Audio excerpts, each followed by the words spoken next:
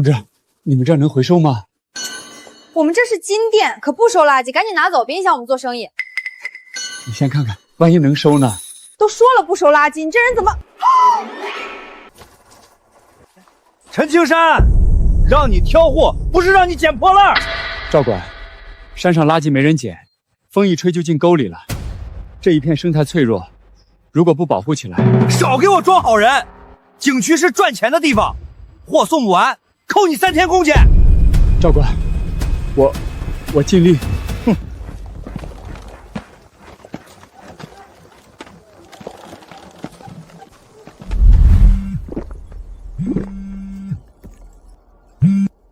陈青山，怎么这么久才寄？我刚才在山上挑货，挣那点钱，累个半死。别忘了今天我爸过寿，晚上早点过来。我知道了，媳妇儿。我妹和妹夫他们都来，记得准备个好点的礼物，别给我丢人。全身上下只有50块，根本不够买礼物。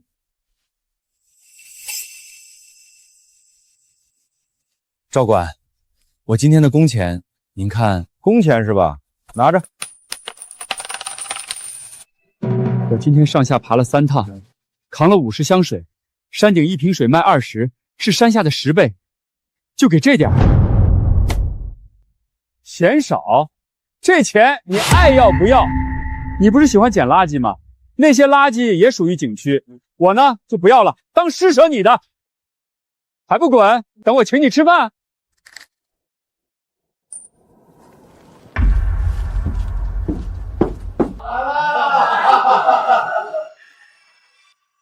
爸，今天您过寿，我们姐妹3个难得都回来，您可得多吃点。好，你们都回来了，我心里高兴。爸妈，我来了。陈青山，你看看这都几点了，现在才来？今天我过寿，你最后一个来就算了，还穿成这副德行。对不起，山上活太多，我一下山就赶来了，衣服也没来得及换。姐夫这是刚从垃圾堆里出来吗？一进门味儿就冲过来了。既然来了，就坐吧，别站门口熏人。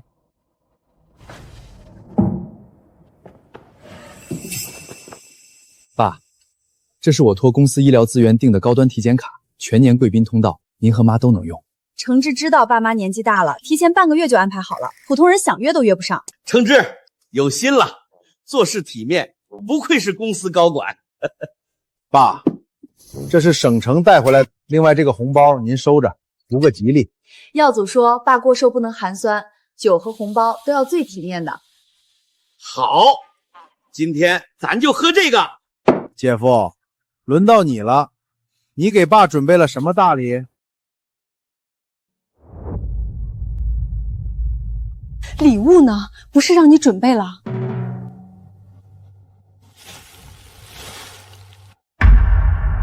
爸，我没买到好东西，这是我在山上挑货的时候看见一根老松木，我削了好久，给您做了根拐杖。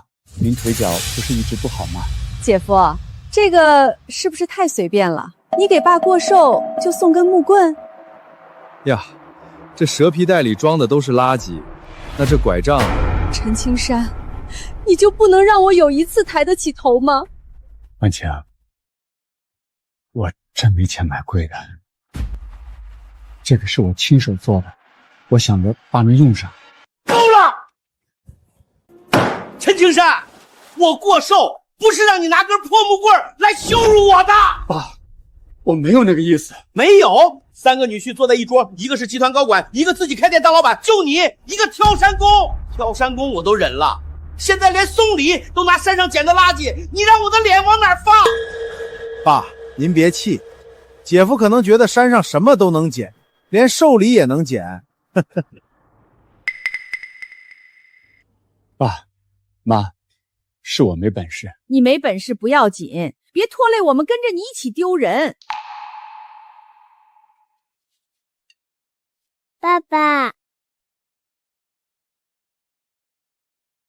爸爸没事。你怎么能跟妹妹开这种玩笑呢？哭起来没完了，多大点事儿，矫情个屁！耀祖，你这么说孩子是不是不太合适？陈青山，你什么意思？你一个挑垃圾的叫我管孩子？药祖说的没错，小孩子就是不能惯，小小年纪就哭哭啼啼，长大了能成什么事儿？陈青山，你还嫌不够丢脸吗？可是姓陈的，这家里轮得着你说话？行了，吃饭。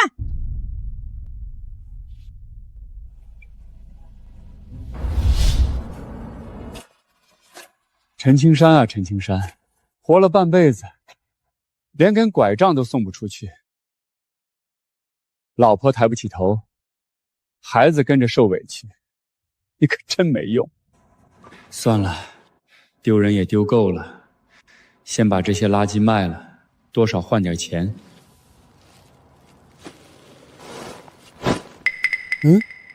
怎么这么沉？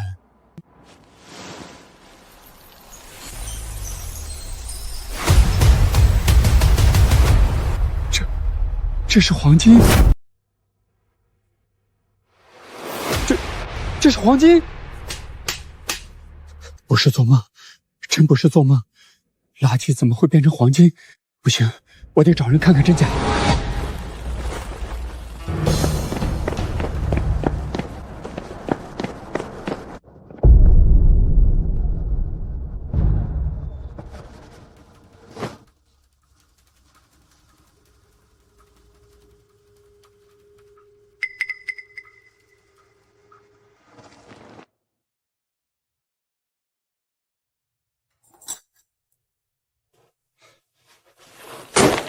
同志，你们这儿能回收吗？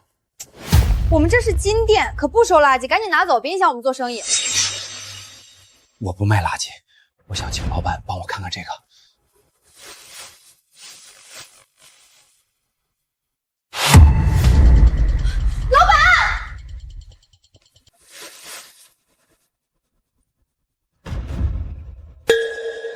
你这哪来的？这你不用管，就帮我看看这个是不是金子。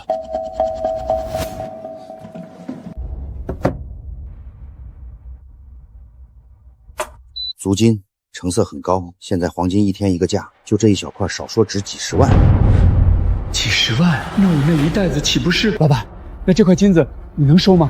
我这小店一下子拿不出这么多钱，你要真想出手，得去市里的贵金属回收中心检测、备案、打款都得走流程。行，这金子是垃圾变的，不偷不抢，可这事儿说出去谁信？是不是上交比较好？这么大的事儿，我要找婉晴商量一下。李婉晴，你看看你干的好事儿，这一摞碗全碎了。老板，我不是故意的，我刚才真没拿稳。不是故意就不用赔了，这批碗是新买的，这个月工资你一分都别想拿。老板能不能少扣点？我女儿马上要学费。你家困难关我什么事儿？不想干就走人。婉晴，你怎么在这打工？我有什么办法？家里没钱，朵朵要上学交学费，老师天天催。她从小喜欢画画，连一套好点的画笔都没有。画笔？你天天在山上挑货捡垃圾，累得半死，又能挣几个钱？我不出来洗碗端盘子，难道看着孩子交不起学费，看着他拿别人用剩的破蜡笔画画？婉晴，是我没用。我也不想这么说你，可我真的撑不住了。陈青山，我跟着你丢人可以，多多不能跟着咱们一辈子受委屈。婉晴，其实我……爸爸，你看，这是我今天画的你。老师说，如果有彩色画笔，我可以画得更好看。爸爸，等你有钱了，可以给我一盒彩笔吗？买，爸爸一定给你买最好的。我不能再让老婆孩子跟着我受苦了，明天就去市里把金子卖了。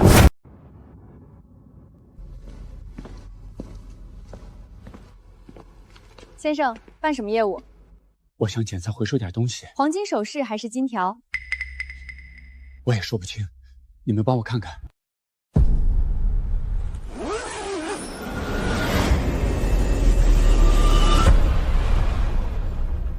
先生，您这边请。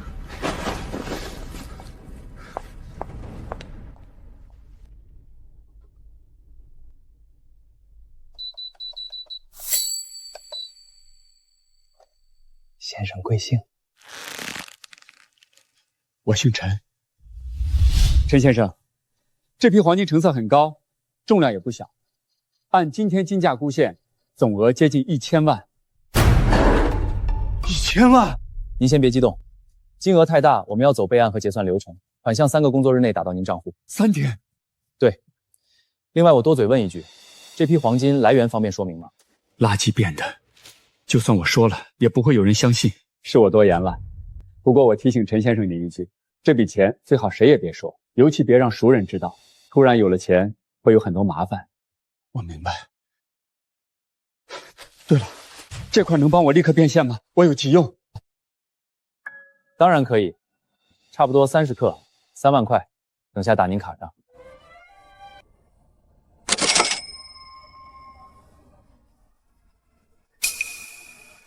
1000万还有3天到账，这3万块，先给婉清和朵朵买点东西。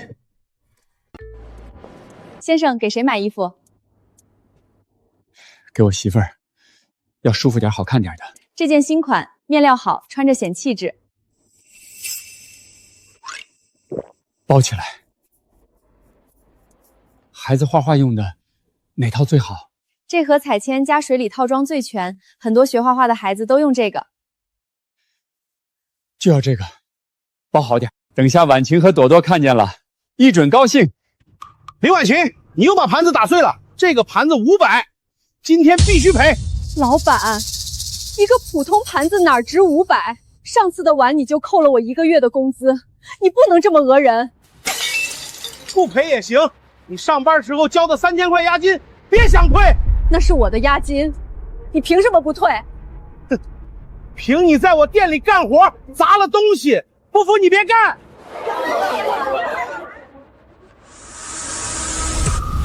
多少钱？赔。多少钱？赔。青山，你怎么来了？来的正好，你老婆砸了盘子，500。盘子钱我赔，他上班交的押金退给他。押金？我凭什么退给你？如果不退，我现在立刻就报警。拿走，拿走。走，咱不在这受气了。陈青山，你到底想干什么？那可是500块。我知道。你知道什么？500块够咱们家买1个月的菜了。你说赔就赔，你哪来的钱？妈妈，你别跟爸爸吵架。你们先看看这个。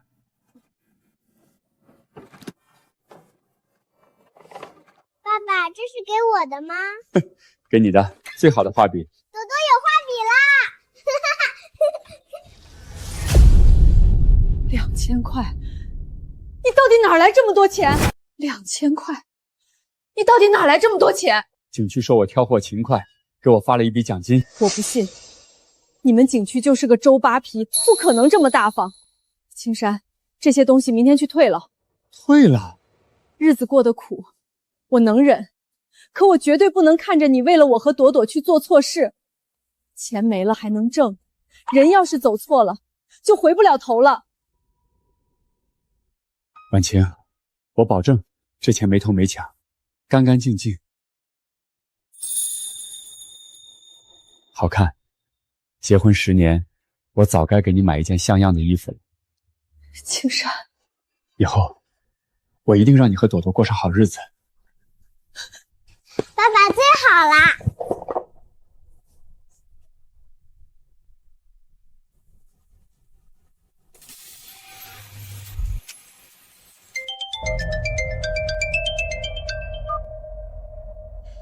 妈，什么？让回家吃饭？要不我们还是不去了。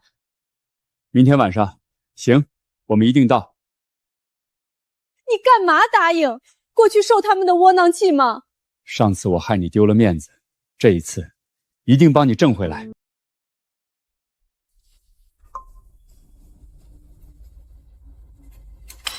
哟，姐夫还真来了，我还以为上回闹成那样，你们不敢来了呢。回家吃饭又不用花钱，白吃白喝的事儿怎么会不来？就是不知道这次是空着手，还是又从哪儿捡的垃圾。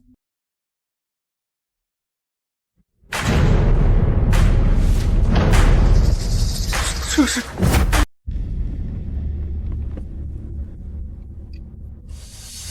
这酒，这不是限量款的高档酒吗？一瓶就要3000多吧？这酒市面上不好买，你从哪儿弄的？你哪来的钱买这么贵的酒？景区发了点奖金，想着上次让爸妈不高兴，这次不能再空手来。奖金？挑山工能发几千块奖金？这奖金几年也不见得发一回吧？姐夫，不是我说你，没钱就别硬撑，在这打肿脸充胖子，有意思吗？穷不可怕，可怕的是穷还要装体面。就是，穷人就是穷人，别学人家摆货。行了，东西放下，坐吧，别站着碍眼。爸，我最近有个晋升机会，位置基本定了，就是上下打点还差点资金。要是顺利升上去，以后晚秋就不用上班了，安心在家当个阔太太。差多少？不多，20万。20万不算多，爸给你拿。爸，我的汽修店最近生意越来越好，所以准备开分店，正缺启动资金。要是您能支持30万，年底分红我先给您。耀祖这生意做大了，也是给咱林家长脸。行，都是一家人，该支持就支持。爸妈，去年朵朵上学差5000块学费，我开口借，你们说家里没钱，现在20万、30万，说拿就拿。婉晴，你这叫什么话？救急不救穷，懂不懂？没错，人家诚挚耀祖拿钱是办正事儿，是往上走。你们家呢？今年借5000交学费，明年是不是还要借？朵朵上学不是正事儿吗？她是个女孩，还有你们这样的爸妈，就该知道自己什么命。婉晴，别说了，青山，以后我们不会再求你们。同样的，以后你们也别来求我。姐夫，你这话说的跟自己很有钱一样。1000万，算不算多？1000万！1000万，姐夫，你要是有1000万，那我还说我有1个亿呢。姐夫，吹牛也得有个边儿，你一个挑山工，张口就是1000万，谁信？婉清听，你男人现在不光穷，还学会吹牛了，丢人现眼！我的画笔。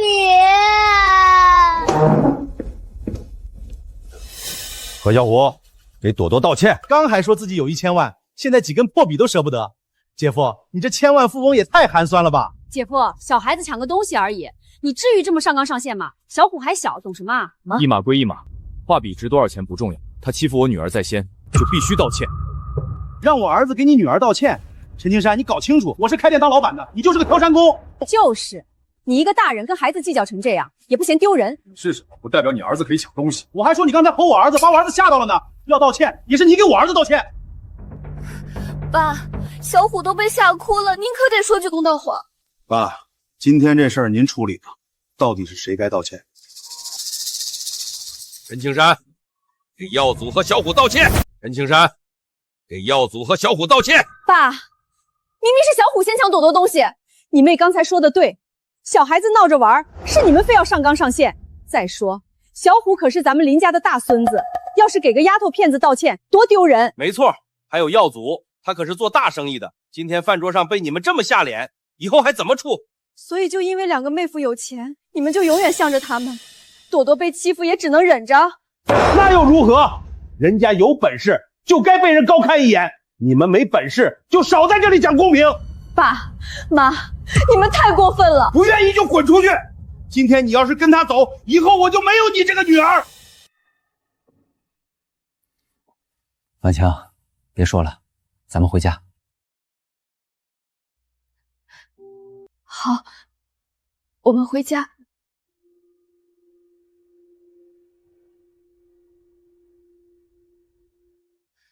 婉晴，对不起，今天又让你在娘家丢人了。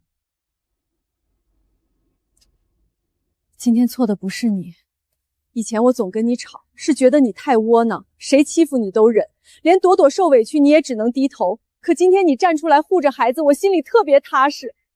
青山，我不是怪你，我是终于看见你像个爸爸了。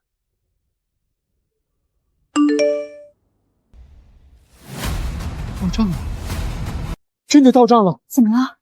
青山，你干什么？朵朵睡着呢，快放我下来！婉晴，以后我不会再让你和朵朵受任何委屈。你是不是出什么事儿了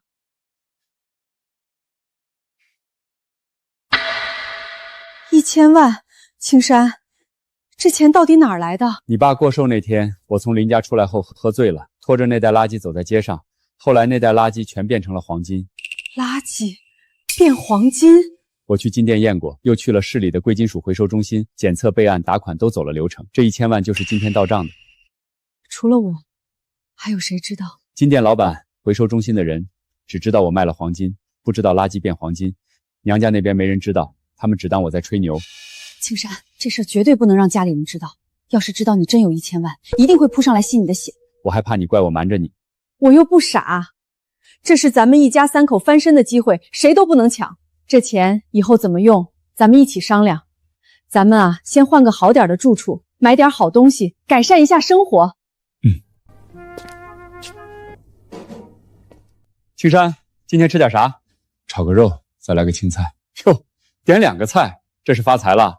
前2天我可听说你拎了3000块1瓶的酒去林家。不过我提醒陈先生您一句，这笔钱最好谁也别说，尤其别让熟人知道。突然有了钱，会有很多麻烦。哪儿发财了，就是犒劳一下自己。等下还得去挑货上山，这年头挑山工不容易啊。以前好歹挣个辛苦钱，眼下只怕饭碗都保不住了。什么意思？我也是听人说的，具体你自己去山脚货棚看看就知道了。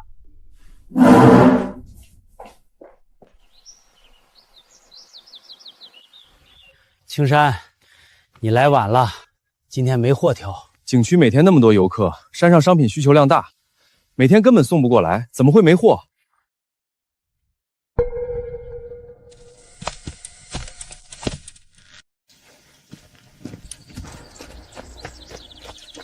这是什么玩意儿？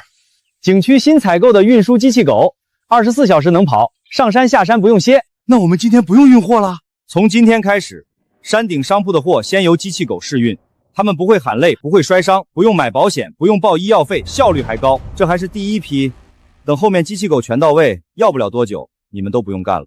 我在这山上挑货20多年，上有老下有小，就指着这点活吃饭呀！我腰都挑坏，除了这活我还能干什么？说不要就不要了，也太没良心了！这种机器狗少说也要几10万一台，几10台机器狗的钱，够给我们这些挑山工发几百年工资了。那是景区的钱，想买机器就买机器，跟你们有什么关系？我们拿命把货挑上山，肩膀磨烂，膝盖磨废。现在他们宁愿把钱砸给机器，也不愿意给我们一条活路。陈青山，你少在这煽动情绪。时代变了，机器比人好用，怪谁？要怪就怪你们自己没本事。行了，都散了吧。有活我再通知，没活就赶紧另谋出路。都散了吧。我有1000万，现在不愁吃穿，可他们这些人没了这份工作，难道只能眼睁睁饿死？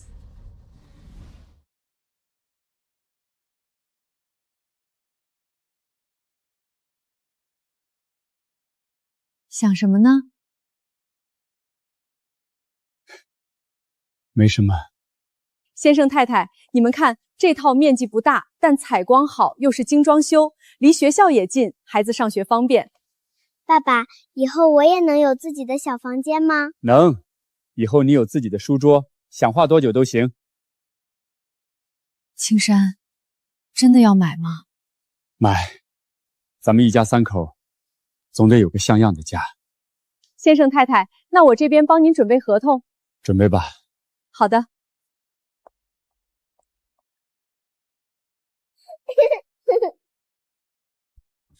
陈青山，他一个挑山工，竟然来售楼部买房。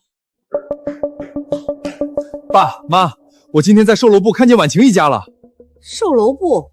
他们去那儿干什么？还能干什么？十有八九过去找工作。就陈青山那一把年纪，人家会要他才怪。不是，他们是在买房，虽然是小户型，但也得几10万。陈青山眼都没眨，就让人准备合同。就陈青山那个挑山工，他哪来那么多钱？妈，朵朵家要买新房子了吗？我也要。不可能。我也觉得不可能，但是我亲眼看到的。爸，你看，我还拍照了。说起来，姐夫最近的确是不对劲，最近又是高档酒，又是画笔，现在连房都看上了。爸妈，婉晴他们家肯定发财。没错，上次吃饭他不是说自己有1000万？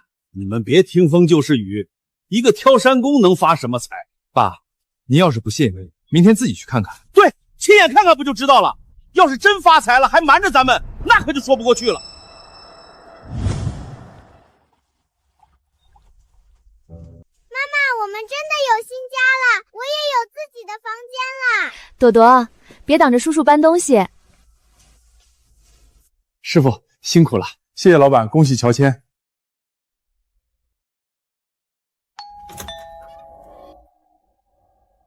爸妈，你们怎么来了？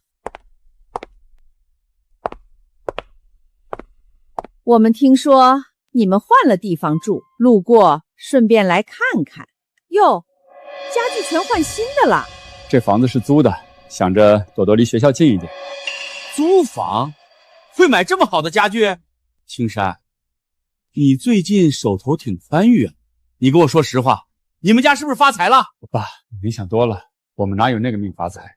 房子虽然不是租的，但也是按揭，家具的钱也是跟人借的，到现在还欠着。青山啊，妈本来也不想开这个口，我和你爸年纪大了，出门买菜看病都不方便，就想着买辆老年代步车。没错，老二老三那边都出钱了，你是老大女婿，我们也不多要，你就拿2万出来，算是尽孝。只要他能拿出这2万，就说明程志没看错，他们家肯定发财了。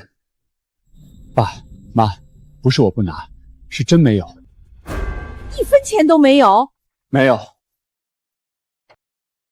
哼，行，你没钱，我们也不难为你。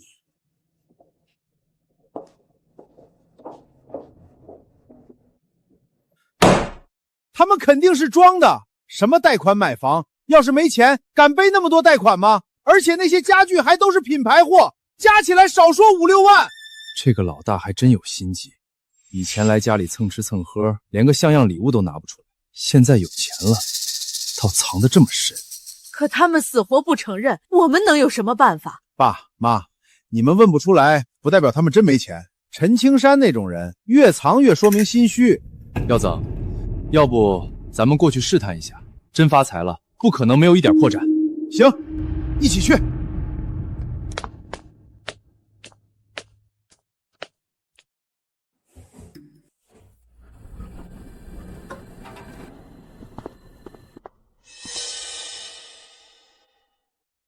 你们怎么来了？都是一家人，过来看看你们新家。姐夫，上次饭桌上的事儿，我说话冲了点，你别往心里去。程志、耀祖，你们有事儿吗？姐夫，你是知道的，我最近公司有个晋升机会，你要是愿意帮一把，等我升上去，好处少不了你。还有我这边汽修店也准备开分店，铺子、设备、人员都谈好了，20万入股，我给你10%股份，年底少说翻1倍。上次吃饭的时候，爸不是已经答应给你们拿钱了吗？爸妈的钱是爸妈的心意，我们这次来是看在一家人的份上，主动给你一个机会。对，肥水不流外人田，我们要是真想找投资，外面排队的人多的是，让你入股是给婉晴和朵朵留条后路。不用了，我没钱。姐夫，你这就没意思了，你们又买房又买家具，还说没钱？我已经跟爸说过了，房子是按揭的，到现在还欠着银行几十万。姐夫，你确定自己没钱是吧？没错，大家都是亲戚，有些话说太死，以后不好见面。我说的是实话。行，你装，你继续装，发财了连亲戚都不认，我看你能藏到什么时候？慢走，不送。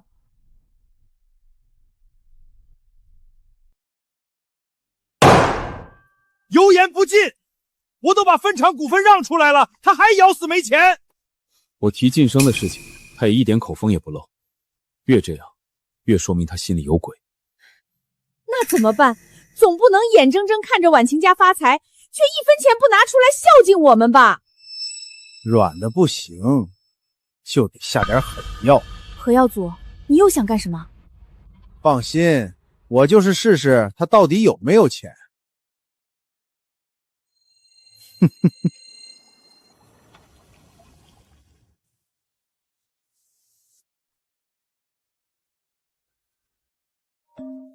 爸，婉晴，你妈出门摔了，现在人在医院抢救，手头钱不够，还差2万，你先转过来，过2天就还你。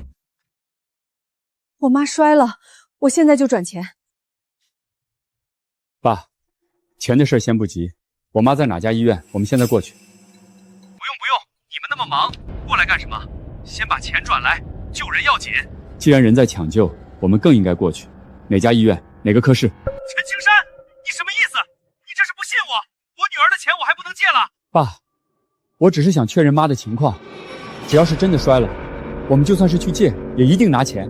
确认什么？我看你就是不想拿钱。行，这钱我们不要了。他们为了钱，连这种诅咒自己的话都说得出来。或许，这就是人性。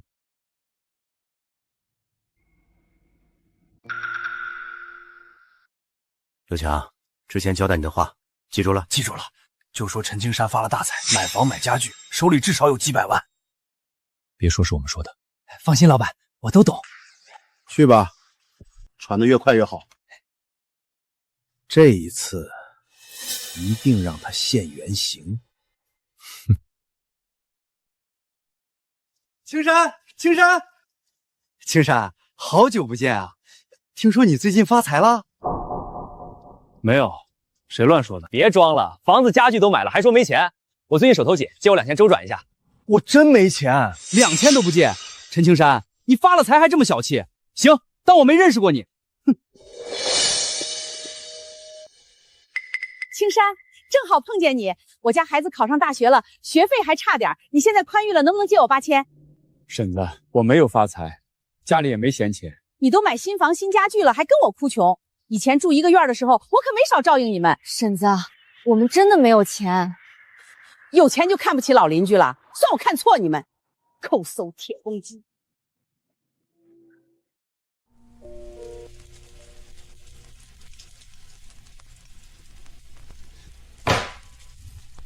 1天了，电话就没停过。老同学、老邻居、远房亲戚全都来借钱，肯定是他们干的。他们到底想干什么？非要把咱们逼到所有人面前吗？他们1天借不到钱，就1天不会善罢甘休。那怎么办？我必须想个办法。青山，你还来干什么？景区把咱们全裁了。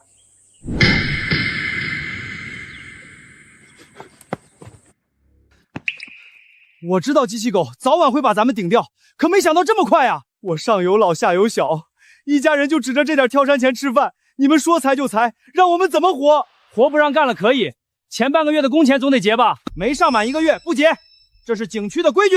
我们天天爬山，肩膀都磨烂了，你说不给就不给，你还有没有人性？高管，他们活干了，钱就该给。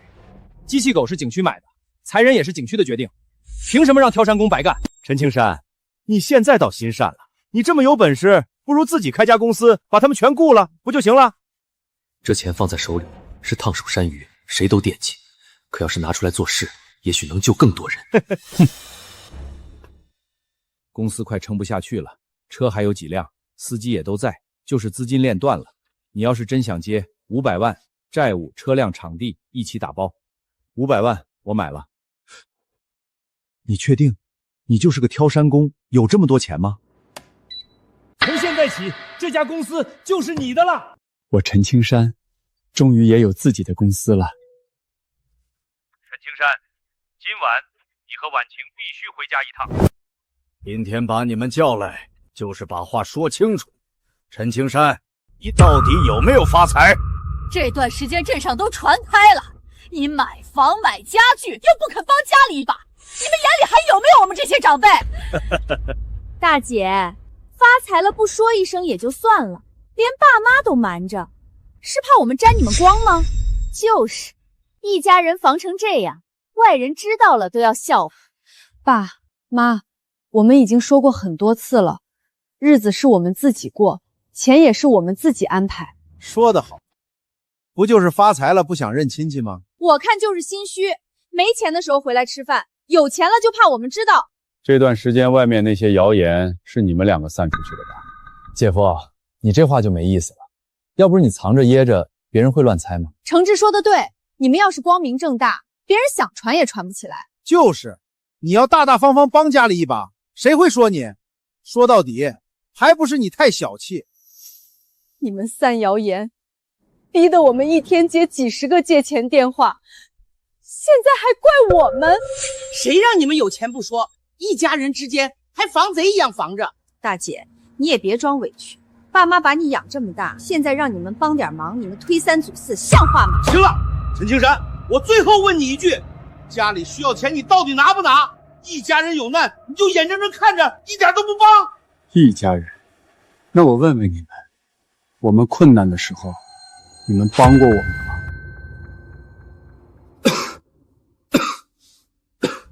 朵朵交不起学费，婉晴低声下气回来借5000，你们说没钱，可转头二妹夫升职，3妹夫开分店，几十万说拿就拿，那能一样吗？程志升职是正事儿，耀祖开分店也是正事儿，朵朵上学又不是只有那一天。我在山上挑货，肩膀磨烂，腰疼下不了床。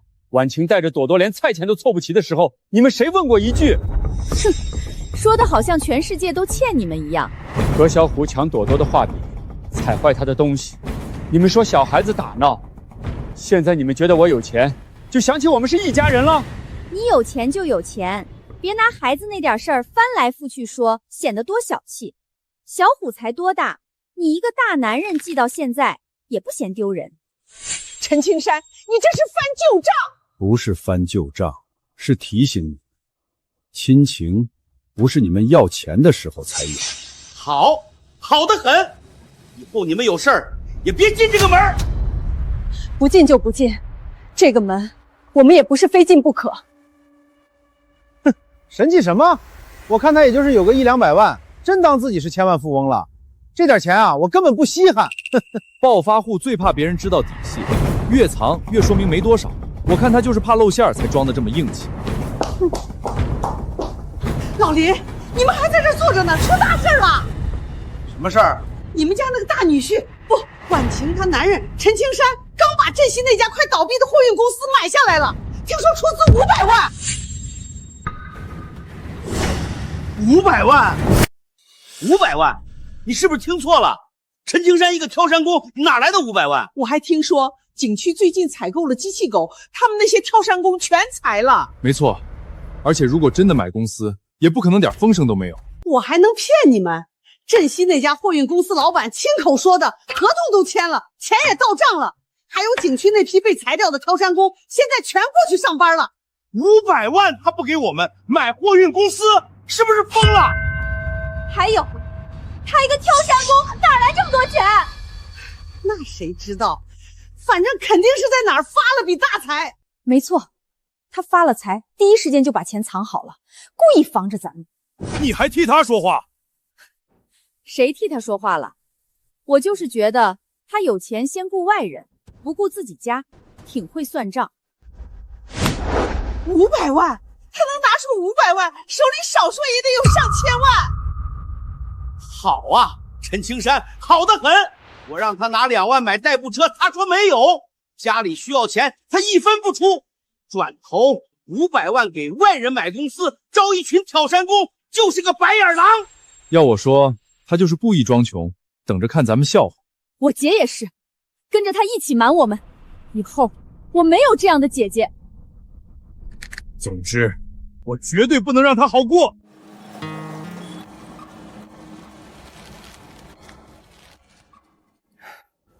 青山，你说吧，要运什么货？我们力气大，搬水泥、扛钢材都行，只要有活干，我一天干15个小时都行，绝不喊累。机器能干的，我们也能干，我们就是想有口饭吃。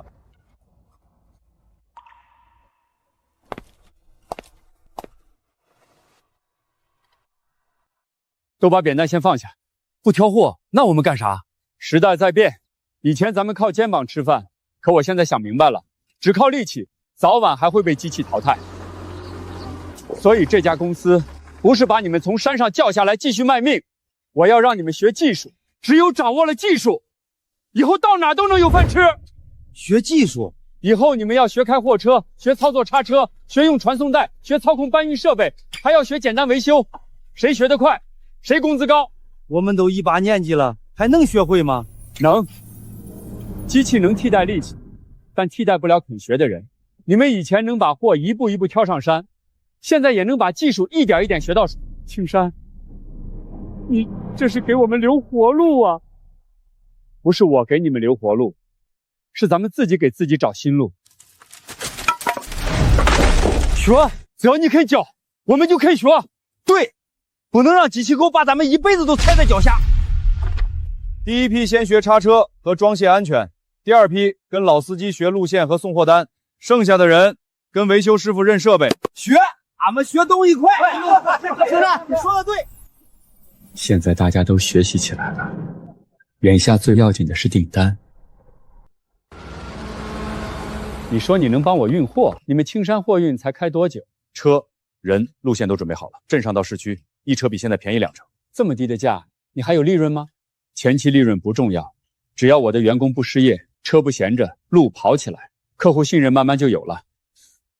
别人做生意先算自己赚多少，你倒先算员工有没有活干。他们以前都是挑山工，被机器顶下来后，差点连饭碗都没了。我开公司，不只是为了自己赚钱。行，这批砂石给你试运。谢谢，谢谢。开了分店，生意反倒还不如以前。何总，前2天不是还说接了几单改装吗？怎么今天连活都没了？少废话，干你的活去。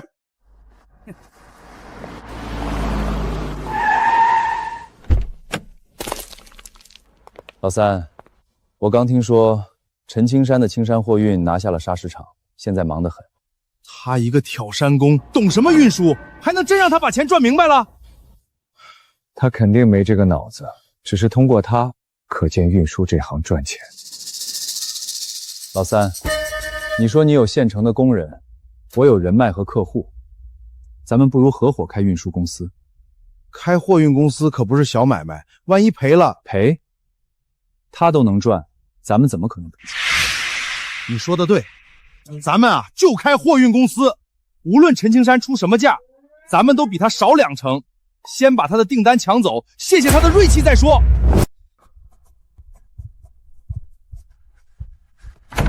青山，不好了，砂石场那边刚打电话，要把订单取消。取消？谁撬走的？还能是谁？就你家那个老2、老3女婿，听说他们合伙开个成药运输，价格比咱们还低。哼，砂石场那么大的客户，说没就没了，咱们这些人怎么办？这才刚有活干，不能又没饭碗吧？我给砂石场的价格已经没有任何利润，如果他们更低，那就只能赔钱干。没关系，我已经有办法了。什么办法？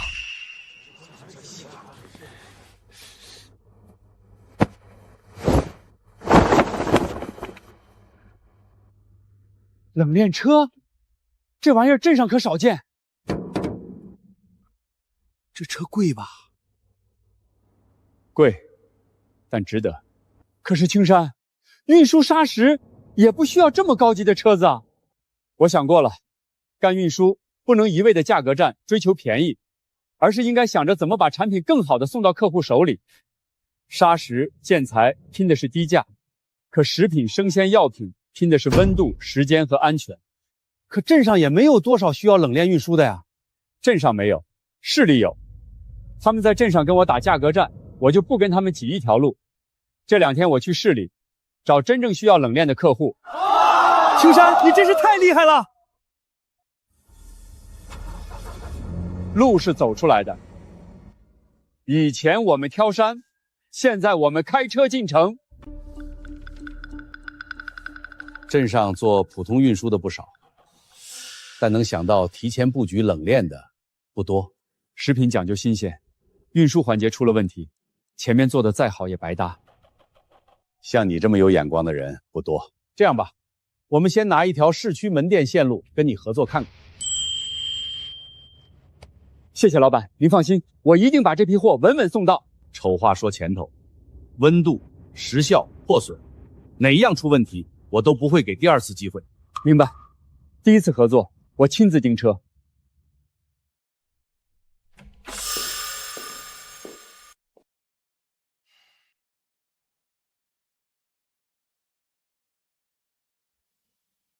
你们怎么来了？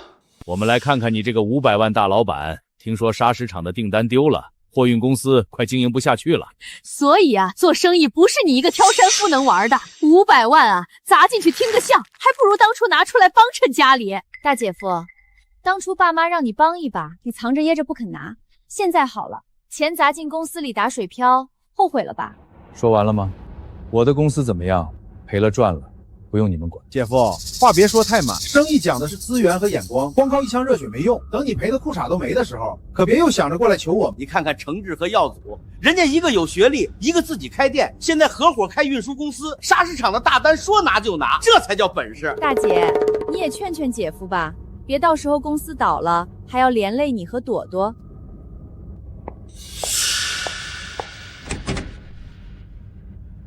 说完了吗？说完就请回吧。婉晴，你这是什么态度？我们不也是过来关心你们？这是我家，你们不是来关心我们的，是来看笑话的。现在看完了，可以走了。大姐，我们好心提醒你，你还当成驴肝肺。等真赔光了，可别回来哭着求爸妈。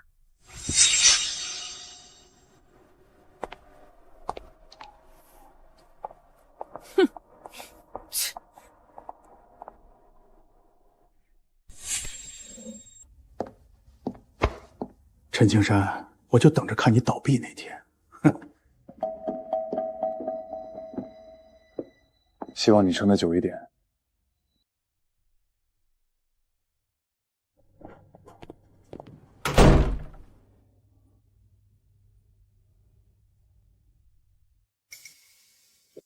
别生气，很快他们就笑不出来了。青山，你什么意思？你很快就知道了。镇东头的工地今天也来跟咱们签了订单，陈青山手里的客户又被咱们抢走一个，想想就觉得痛快。再抢2家，他那几辆车就只能停在院里生锈，破产只怕不远喽。何总、顾总，这个月账算出来了，赚了多少？快说出来，让我们高兴高兴。没赚，还亏了。亏了？你是不是算错了？这个月货量比上个月多了1倍。货量是多了，可您为了抢客户，给的都是最低价。之前陈青山那个价格就不赚钱，咱们现在油费、司机工资、车辆折损、过路费加起来，咱们现在是运的越多，亏的越多。咱们现在是运的越多，亏的越多。不可能，一定是你算错了。光这1个月就亏了10万，再这么亏下去，老三，你别急，咱们现在是赔着赚钱，但也总比没生意强。等陈青山熬不住，没了竞争对手，价格一抬上去，前面亏的都能补回来。对，先把他熬垮，等他撑不住了，咱们再把价涨回去。何总、顾总，不好了！陈青山拿下了市里食品厂的大订单，听说用的是冷链车，以前就是长期合作。冷链车？他怎么会有冷链车？什么时候买的？不知道，就听说好几台，这车的价格可不便宜。看样子他根本没打算跟咱们在砂石场耗，他已经去市里开新路了。这个陈青山真是奸诈，说不定他从一开始就是故意的，挖个坑让咱们跳。不行，不能让他好过。你去找那个食品厂，就说咱们的价格比陈青山低2成。何总，咱们还要继续低价抢客户吗？如果是冷链车，赔的只怕会更多啊。而且咱们现在手上也没有冷链车。你只管接单，赚不赚钱是老板的事儿。我有个办法，冷链成本高，那就不用冷链。食品厂运输的是食品，万一在路上温度高，货出问题怎么办？路又不远，几个小时能出什么问题？可是别自己吓自己，客户只看价格，只要便宜，他们就会选我们。陈青山买2台冷链车就以为自己多了不起，咱们用普通车照样把他的客户抢过来。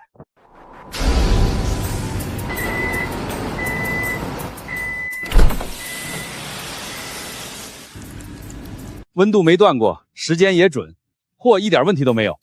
第一次合作，我不敢有半点马虎。陈总，有件事我得跟你说清楚。成耀运输也找过我们了，他们给的价格比你低2成。这么低的价格，我们厂里确实没法拒绝，所以这一批货运完，后面的合作只能先停一停。我理解，做厂子的也要算成本。陈总，你别误会，你们这次运的确实好，没关系，买卖不成情义在，以后要是有需要，您再找我就行。陈青山的大客户还是被咱们抢过来了。食品厂这单一拿下，外面那些人就知道成药运输不比他青山运差。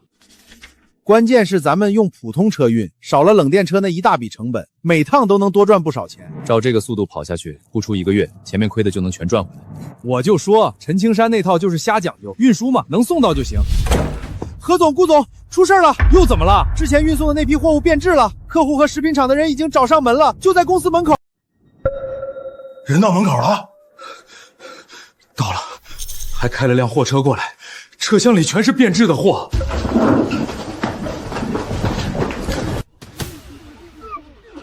这就是你们送的货，全臭了！幸亏我店里的人验货验得早，不然卖出去，我店里的招牌就砸了。你们给我解释解释，好好的东西为什么会变质？老板，这肯定是意外，路上堵车，天气又热，谁也没想到会这样。对，运输嘛，偶尔出点小问题，我们可以协商处理。小问题？我这一车货差点害我关门。何总，后面那批东西已经送过去了。普通货车？你们拿普通货车给我运食品？怪不得会变质，我厂里的货要求全程冷链，你们竟然为了省钱用普通货车糊弄我！老板，你听我解释。不用解释了，我现在就报警，再去市场监管那边投诉你们。别，老板有话好说，千万别报警。这事是我们疏忽，我们赔，我们一定赔。30万，货损、客户赔偿、品牌损失1分不能少。今天不赔，我明天就去法院起诉。爸妈，我们的运输公司现在需要一笔钱周转，不多，30万。什么？30万？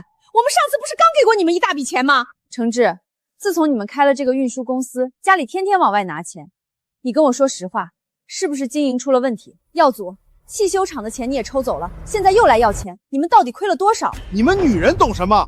做生意哪有不垫钱的？没错，不是亏，是垫资。我们刚拿下一个超级大客户，单子很大，前期邮费、司机工资、赔付保证金都得先垫上。什么客户要垫这么多钱？市里连锁食品门店1年的配送率，这个单子要是跑稳了，至少能赚100多万。100多万？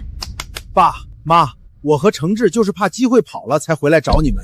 只要这笔钱周转开，等回款下来，我们双倍还你们。爸妈，你们别信，他们之前也说很快赚钱，结果越投越多。妈，棺材本不能动，这钱拿出去，万一回不来怎么办？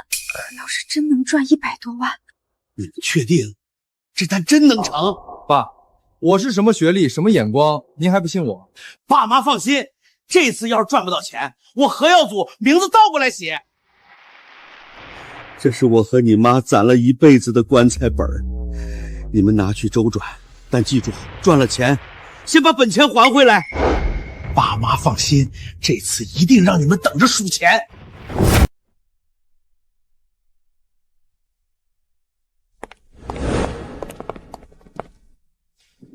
2位老板，今天怎么一起来了？陈总，我今天是来赔个不是的。之前我贪便宜，把后面的单子给了成药运输，差点出大事儿。我也是，想着价格低一点能省成本，结果后面才明白，运输这事儿太重要，不能只看便宜。货送不稳，坏的是厂里的招牌，真出了问题，省下来的那点运费根本不够赔。所以我想把食品厂的订单重新交给你。还有我。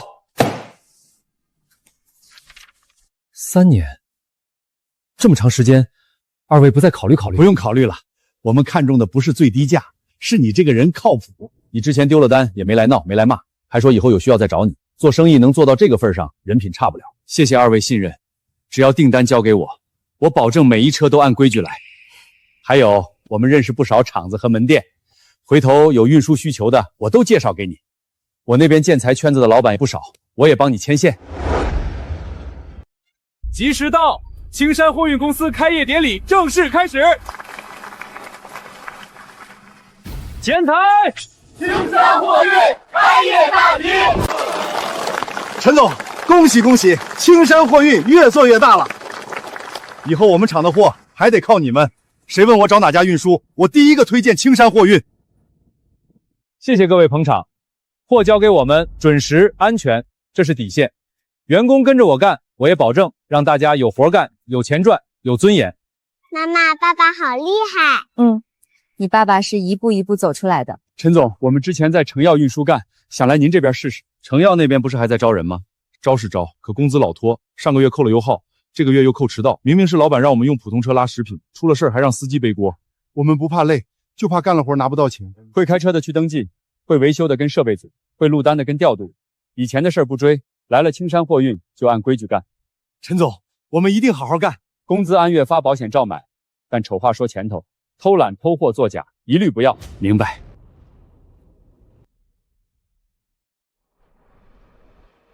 赵大山，青山，我来问问你这儿还招人吗？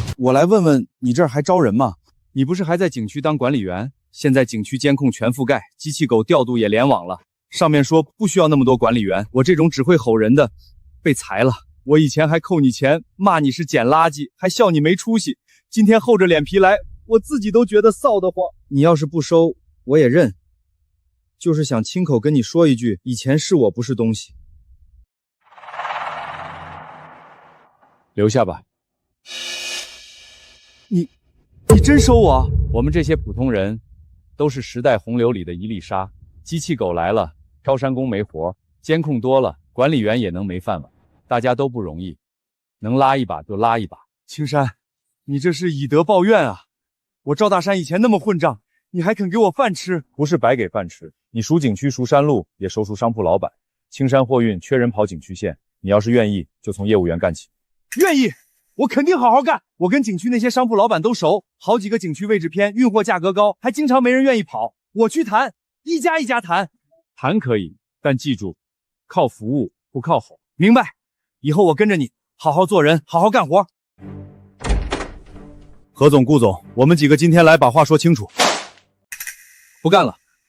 刘强，你这是干什么？你也要反了？不是反了，是干不下去了。工资拖了半个月，油费让司机先垫，食品变质那次明明是你们让普通车拉冷链，最后还要扣我们的钱。我们是来上班的，不是来替你们背锅的。说到底，还是陈青山在背后挖人吧？没人挖我们，青山货运工资按时发，保险也买，出了事老板先保人，谁不想去那边干？好啊，我倒要看看陈青山凭什么收我的人。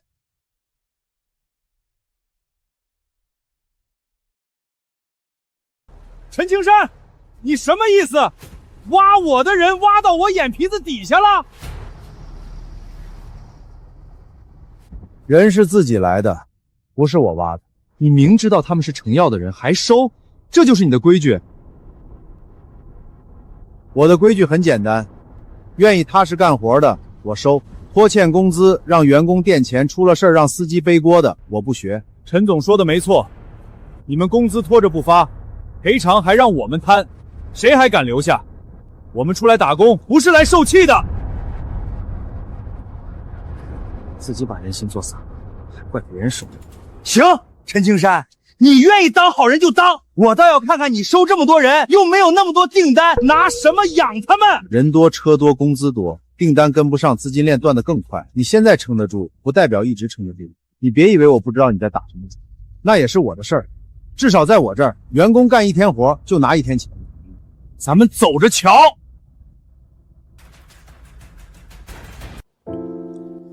这个月新增了这么多员工，又买了2辆冷电车，还添了维修设备，账上能动的钱已经不多了。我明天再去跑客户。青山，要不先缓一缓？别的都能缓，工资不能缓。只要人在公司干一天，工资就必须按时发。都是千万富翁了，结果每天还吃这些，这挺好。以前吃咸菜是没得选，现在吃是心里踏实。你不觉得委屈？不委屈，我现在精神满足，因为我做的事儿比吃任何山珍海味都有意义。青山哥，我昨晚跑了2个景区，这2位老板愿意把山下到山顶的应急补货线交给咱们试试。赵大山说你们车队稳，工人也收山路，我们先试一批。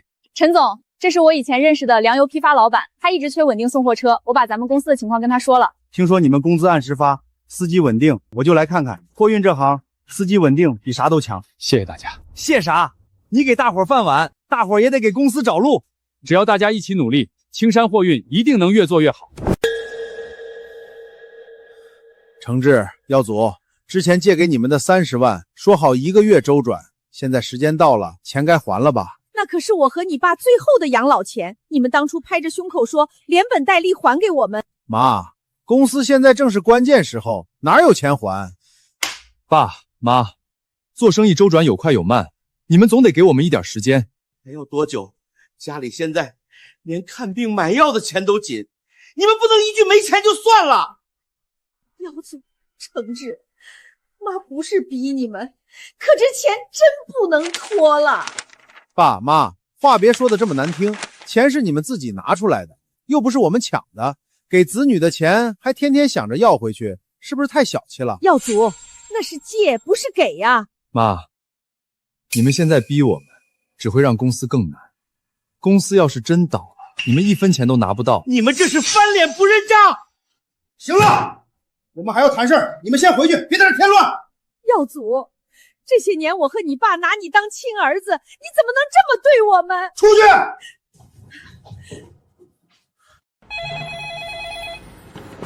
青山哥，成了！云岭景区签下来了，真签了，签了！云岭景区位置偏，但人流大，需求旺，山下捕获、民宿食材、游客中心物资每天都得送，给的价格也高，每跑一车都能赚不少钱。太好了，咱们又有活干了！以前我在景区混日子，哪想到有一天还能把景区的单子谈回来。青山哥，咱这回真没给你丢人，干得好！今天大家都辛苦了。婉晴，联系镇上那家馆子，今晚包下来，所有人吃顿好的。陈总万岁！行，我现在就定。青山哥，这杯酒我必须敬你。赵哥，坐下说。我以前不是东西，仗着自己是管理员，扣你工资，骂你捡垃圾，还看不起你。后来我失业了，连饭碗都没了，是你不计前嫌收留我。你不光给我一口饭吃，还让我重新做人。今天云林景区的单子能签下来，我赵大山心里就一个念头，这辈子我死心塌地跟着你干。我们也跟着陈总干，青山会员一定越来越好。不是跟着我，是咱们一起干。只要大家一条心，日子一定会越过越好。好，一起干！食品厂那边的赔偿30万勉强结清，司机工资拖着，车辆租金也到期了，再加上客户流失，最多半个月，成药就撑不住了。妈的！咱们花了这么多钱，抢了这么多单，结果陈青山那边反倒越做越大，咱们这边快倒了。问题不在抢单，在名声。食品变质的事一传开，客户宁愿多花钱找青山货运，也不敢再找咱们。凭什么？他陈青山以前就是个挑山工，见了我连头都抬不起来，现在凭什么骑到我头上？既然正面斗不过，那就别正面斗。你什么意思？客户现在信他，不就是信他的车队稳、司机稳、货能准时到吗？如果他的车队出了大事呢？如果客户的货毁了，司机还受了伤呢？你想动他的车？不用闹大，只要让他一批急货送不到，客户索赔，外面再传一传，说青山货运管理混乱，安全不过关，他的口碑一兜，订单自然会回来。这招够狠，咱们都快被他逼死了，还讲什么心软？只要青山货运出一次大事，他的客户、口碑、公司全都得完。好，要倒，大家一起倒。陈青山想风光，我偏要让他摔个粉碎。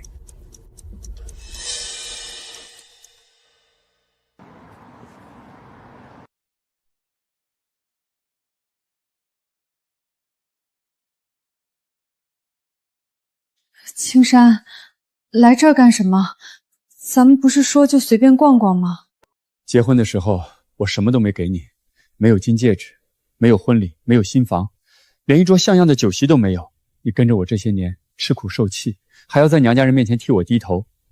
今天我想先补一点。都过去这么多年了，还补什么？现在公司正用钱，员工工资、车队周转，哪一样不要钱？公司要顾，你也要顾。欠员工的工资不能拖，欠你的委屈也不能一直装作没看见。先生，您太太手型好，戴素圈大气，戴手镯也显气质。戒指、手镯、项链，都拿几款适合她的出来。青山，买一个戒指就够了，真不用这么多。以前我没本事，让你什么都省，现在我有能力了，不想让你再把所有委屈都往肚子里咽。戒指、手镯、项链都要了。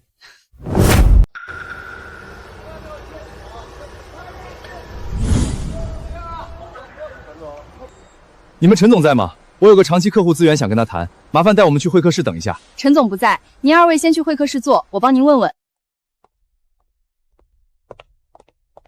请坐。跑了一路渴死了，麻烦倒2杯水，再看看陈总什么时候回来。好，您稍等。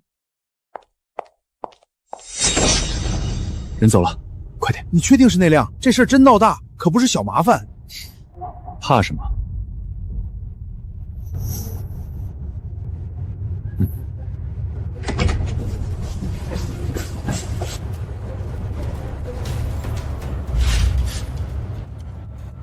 该死！快点，别被人看见。马上了，马上了。青山，难得出来一趟，要不再给朵朵买个书包？买。什么？赵大山出事故了？在哪儿？人伤得重不重？出什么事儿了？赵哥出车出了事故，车撞在山路护栏上，我得马上过去。我跟你一起去。现场乱，你先回去陪朵朵，我处理完给你电话。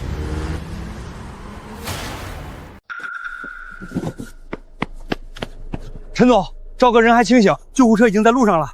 赵哥，伤到哪儿了？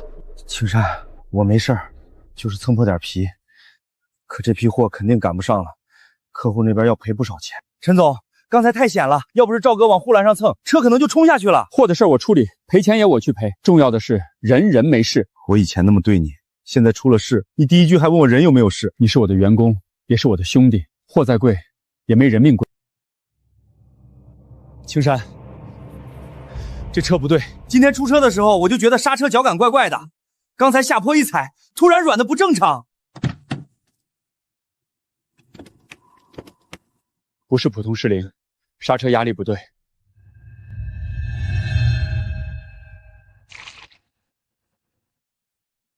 不是故障，是有人动过手脚。谁这么狠？这是要害命啊！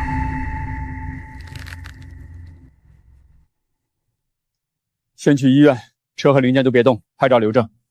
你们2个留下守现场，谁也别碰车。明白，陈总，我马上把周围拍下来。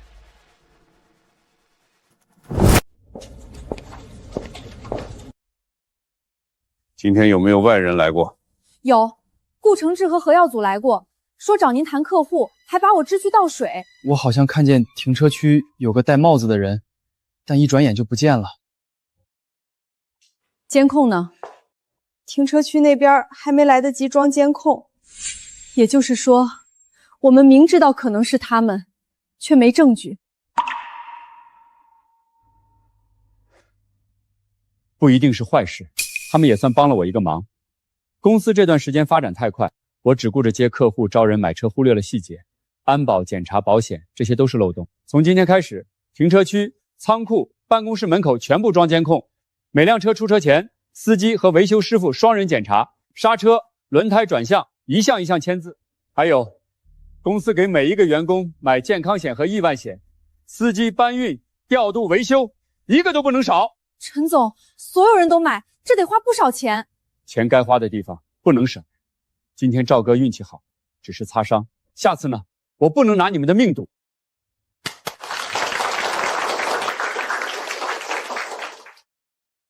赵大山就擦破点皮，陈青山那边也没乱，货赔点钱就完了，人没事儿，公司也没垮。你说他运气怎么就这么好？我本来以为这一下至少能让他赔得焦头烂额，员工也会怕，结果倒好，听说他还借这个机会给公司装摄像头、买保险，员工一个个更服他了。我也听说了，停车区、仓库、办公室门口全都要装监控，以后再想进去动手没那么容易。难道咱们就这么看着他越做越大？急什么？他公司防得住，外面防不住，车防得住，人防不住，机会总会有。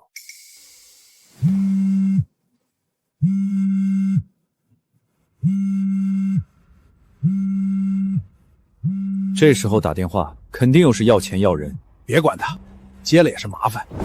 您拨打的电话暂时无人接听。程志怎么还不接？他以前一听说有钱拿，电话响一声就接了呀。耀左也不接，我都打10几个了。您拨打的电话已关机。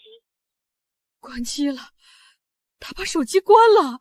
以前他们拿钱的时候，一口一个爸妈，说以后给我们养老，现在真出事了，人都找不到。我们怎么就看走眼了？我们把青山骂了那么多年，反倒把这2个白眼狼当宝贝供着。我这一辈子好面子，好攀比，到头来害了自己，也害了女儿。老头子，你怎么了？你别吓我！老头子，来人啊！爸妈，我们回来啦！快叫救护车！姐，你快叫救护车！爸，你撑住，你别吓我们。哎，你爹是被何耀祖和顾承志那2个混账东西气成这样的，他们拿走了钱，现在连电话都不接。你们现在就给他们打，不管用什么办法，必须把人叫过来。妈，都这时候了，先救爸！救护车要叫，人也要叫。他们躲得了一时，躲不了一辈子。你爸要是真有个3长2短，我要他们亲眼看着。现在就去找人，就算把他们公司翻过来，我也要把他们叫来。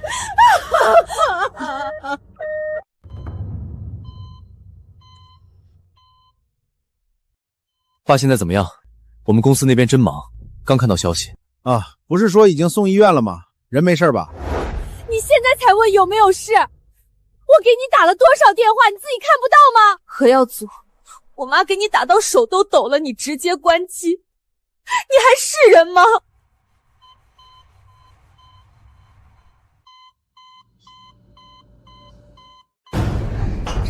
你们2个终于肯出现了，电话不接，微信不回，你们到底想干什么？爸妈，不是我们不接电话，公司那边实在太忙了，手机一直没顾上看。对呀，我们又不是故意躲着，这不是一知道消息就赶过来了吗？来了就好，你爸还等着检查。家属在吗？费用还没交，后面的检查和用药都得先缴费。你们来了正好，医药费先交一下。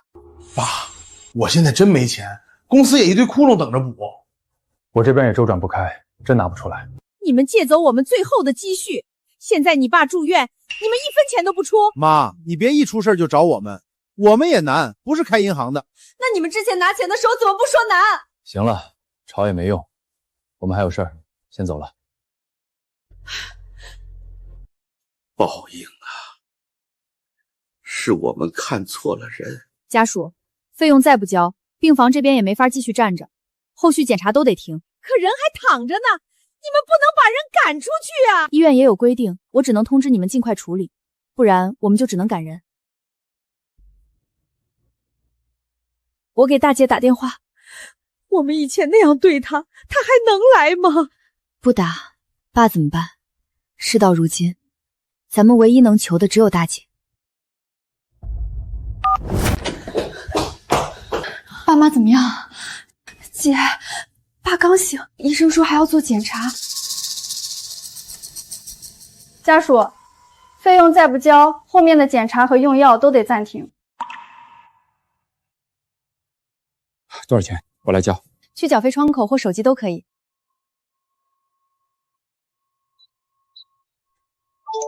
已经交了，该检查检查，该治疗治疗，别耽误。姐夫，任瑶姐，别的以后再说。青山，是妈对不住你，以前我们那样对你，真遇到事儿，反倒是你二话不说来了。以前我骂你没出息，骂你配不上婉晴，是我瞎了眼，我们对不起你，也对不起婉晴。爸妈，过去的都过去了，你们永远是婉晴的父母，只要她还认你们，我就不会不管。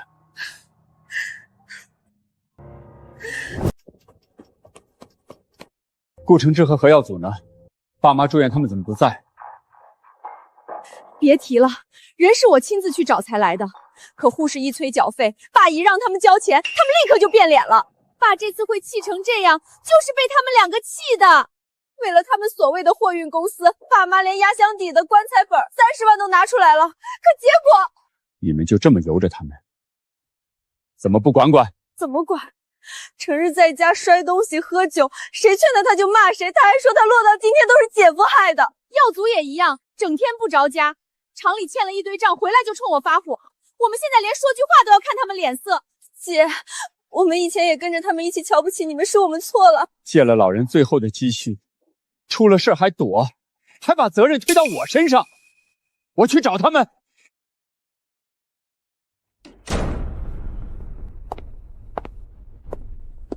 你来干什么？我来问你们，爸妈的钱什么时候还？爸现在住院，你们为什么不管？少站着说话不腰疼。我们现在这样，不都是你害的？要不是你处处压我们能这么难？你现在装什么好人？你们借老人钱的时候，怎么不说难？他们病倒的时候，你们怎么连医药费都不交？那是我们家的事儿，跟你有什么关系？少掺和！你有钱，你愿意当孝子，你去当，别跑到我们面前摆谱。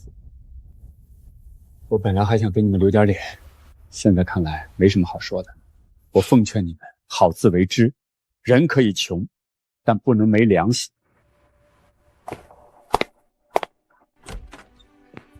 青山哥，好消息！省里面有家全国连锁的大公司正在公开招货运合作商。全国连锁？对，省内10几个仓储点，每天都有固定货量。如果能拿下，至少能顶咱们现在业务量的50%以上。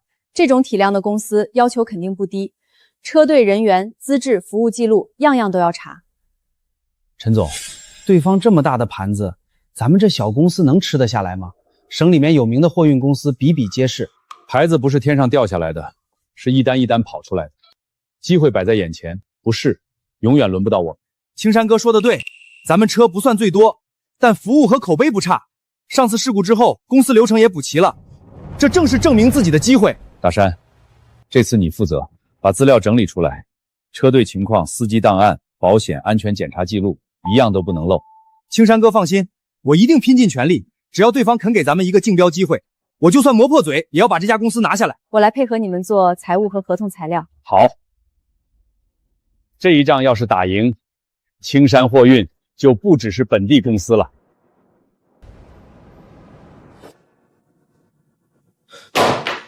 刚才有人告诉我，陈青山要去竞标省里那家全国连锁公司，胃口倒是不小。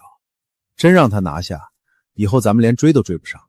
要不咱们也去竞标？拿什么竞？车队规模、资质、口碑，哪一样拼得过他？去了也是给人垫底。那就眼睁睁看着他往上爬。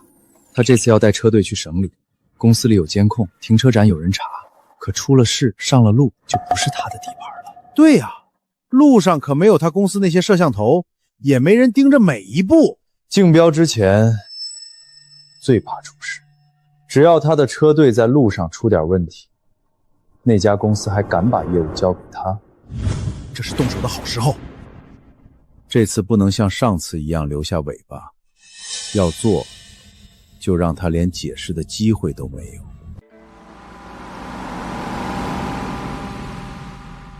赵哥，明天上午应该就能到省里了。天黑了，再赶路不安全。所有人原地休息，明天天亮再出发。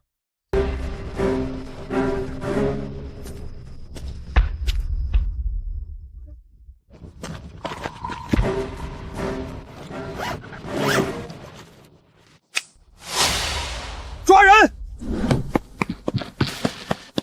别让他们跑了！放开！你们凭什么抓我？我们什么都没干！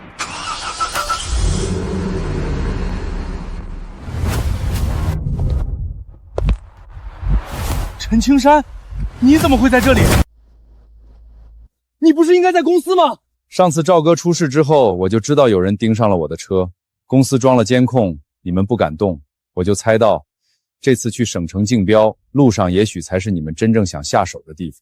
所以从一开始我就让赵哥照常带队出发，也让员工们提前跟车埋伏，等的就是人赃并获。你少血口喷人，我们就是路过，这里又没摄像头，你凭什么说我们要动手？谁说没有摄像头？每辆车的关键部位，青山哥早就让人装了隐蔽摄像头，你们刚才的一举一动全拍下来了。录到又怎么样？我们没破坏东西。你们带着工具半夜埋伏，靠近车队准备动手已经够了，剩下的交给执法队查。现场工具、录像、证人都在吗？都在，车载录像和隐蔽摄像头画面已经备份，先带回去调查。青山，都是误会，我们就是一时糊涂，没真想害人。姐夫，看在一家人的份上，你帮我们说句话，我们保证以后再也不敢了。一家人？你们动老人钱的时候想过一家人吗？爸住院，你们转身就走的时候想过一家人吗？车一旦在路上出事，伤的不是一辆车，是司机的命，是路上无辜人的命。你们不是一时糊涂，是一次又一次的害人。姐夫，我错了，我真的错了。这话去跟执法队说。放开，陈青山，你不能这么对我。姐夫，姐夫。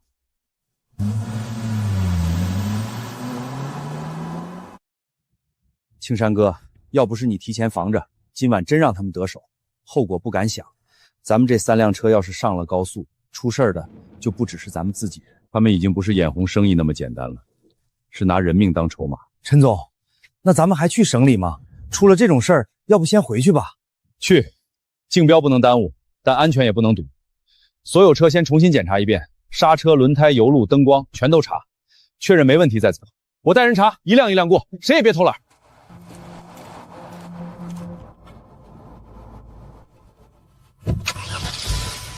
赵哥，这辆没问题，第2辆也正常，3辆都查完了，没被碰到。今晚这口气，咱们不在路边撒，去竞标会上争回来。越有人不想让我们去，我们越要把这单拿下。青山哥，你放心，明天我就是拼了命也把青山货运的招牌亮出来。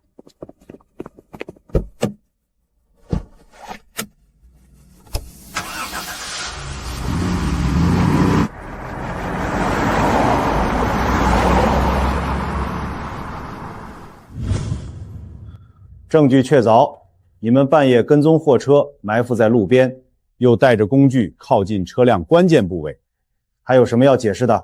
我们没真动手，我就是想吓吓他，让他竞标不成，没想害人。你们针对的是货运车辆，车一旦在路上出事，司机、同车人员、路上其他车辆都可能受伤甚至丧命。你现在说只是吓吓人，这是你们蹲在车旁的画面，你们不是路过，是有预谋的接近车辆。都是一时冲动，一时冲动会提前跟踪车队，会等司机休息，会带工具靠近货车，是不是冲动？法律会判断。那我们会怎么样？该承担什么责任就承担什么责任。你们现在唯一能做的就是如实交代。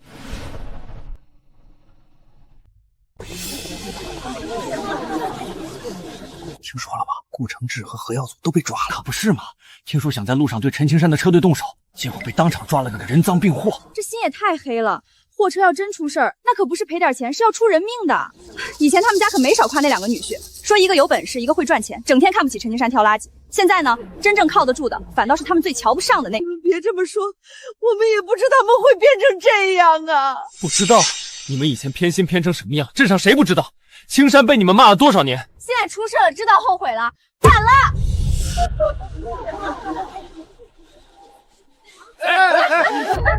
正好你们回来了。顾志成欠我的3万，什么时候还？何耀祖也欠我2万修车款，人进去了，钱不能也没了吧？钱是顾承志借的，我真的不知道他还欠你们钱。耀祖欠的修车款我也不知道，他从来不让我管账。你们不知道，他们是你们的丈夫，平时花钱的时候没见你们说不知道。我们现在找不到顾承志，只能来找家里人。你们总不能一句不知道就把我们打发了吧？我们真没钱了，家里的钱都被他们借走了。老头子刚出院，我们连药费都快拿不出。我们也不是大风刮来的钱，他们躲了，你们家总得给个说法。别动手！我爸才刚刚出院。住手！住手！爸妈。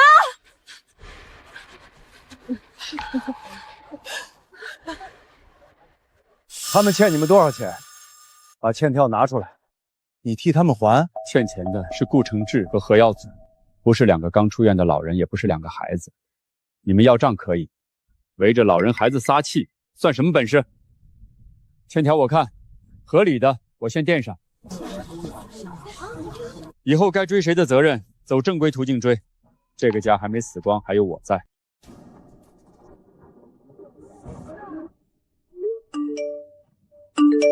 那钱收到了，我们也不是故意为难老人。钱拿了，就别再堵门。谁再来吓老人孩子，我不会客气。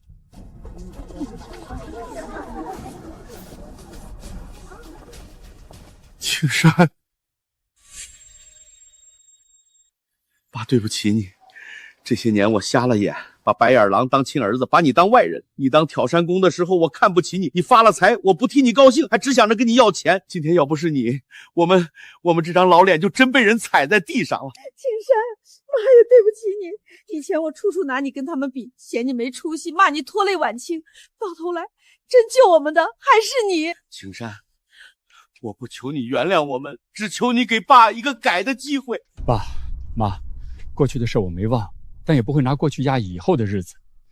你们年纪大了，先把身体养好，以后这个家该我管的，我不会躲。我们知道你们现在难，家里欠的钱要慢慢还，孩子也要养，日子不能一直这么悬着。公司现在正缺人，晚秋细心，账目和数字记得清楚，可以先跟着婉晴做出纳。婉月会照顾人，也耐心，就先做后勤，客户接待、文件整理、采购安排都能慢慢学。姐夫，你真让我们来上班？工资不算高，但稳定，只要肯学肯干，至少能让你们和孩子有口饭吃，不用再看别人脸色。姐夫，我们以前那样对你们，你还愿意信我们？一家人走错了能改就行，而且公司用人也要用信得过的人。你们是我妹妹，我愿意再信一次。但话说在前头，进了公司就是员工，做得好靠本事留下，做不好该批评一样批评。我一定好好学，账目一分一厘都不会乱。我也会好好干，不是为了白拿你们的情，是为了把日子重新撑起来。能这么想，这份工作就没白给。下班了都别走，姐给你们包饺子。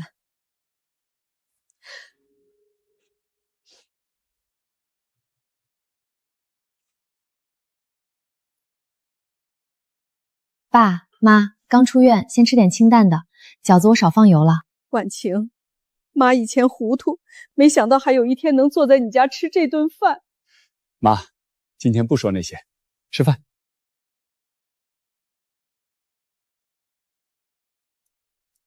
哥哥，给你吃，这个最好吃。谢谢你。以后你来我家玩，我的玩具分你一半，但是不能抢，抢的话我就不跟你好了。不抢了，我再也不抢了。以前是我没教好他，以后慢慢来，孩子还小，能改。这一桌饭是咱们这个家重新开始的饭，那就多吃点，明天还得好好过日子。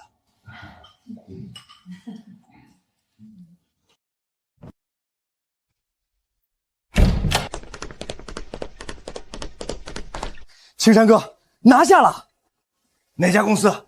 就是省里那家全国连锁大公司，30多家货运公司一起竞标，咱们不是最低价，可综合评分第一。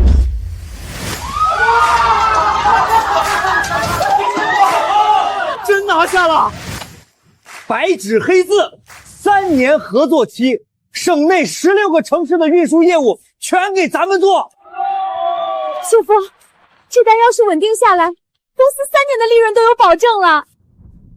青山，咱们真的熬出来了。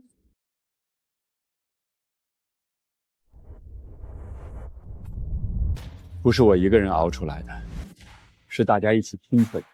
青山哥，接下来你一句话，我带人把这单干漂亮，绝不给你丢脸。不是给我干，是给青山货运干，给每个跟着咱们吃饭的人干。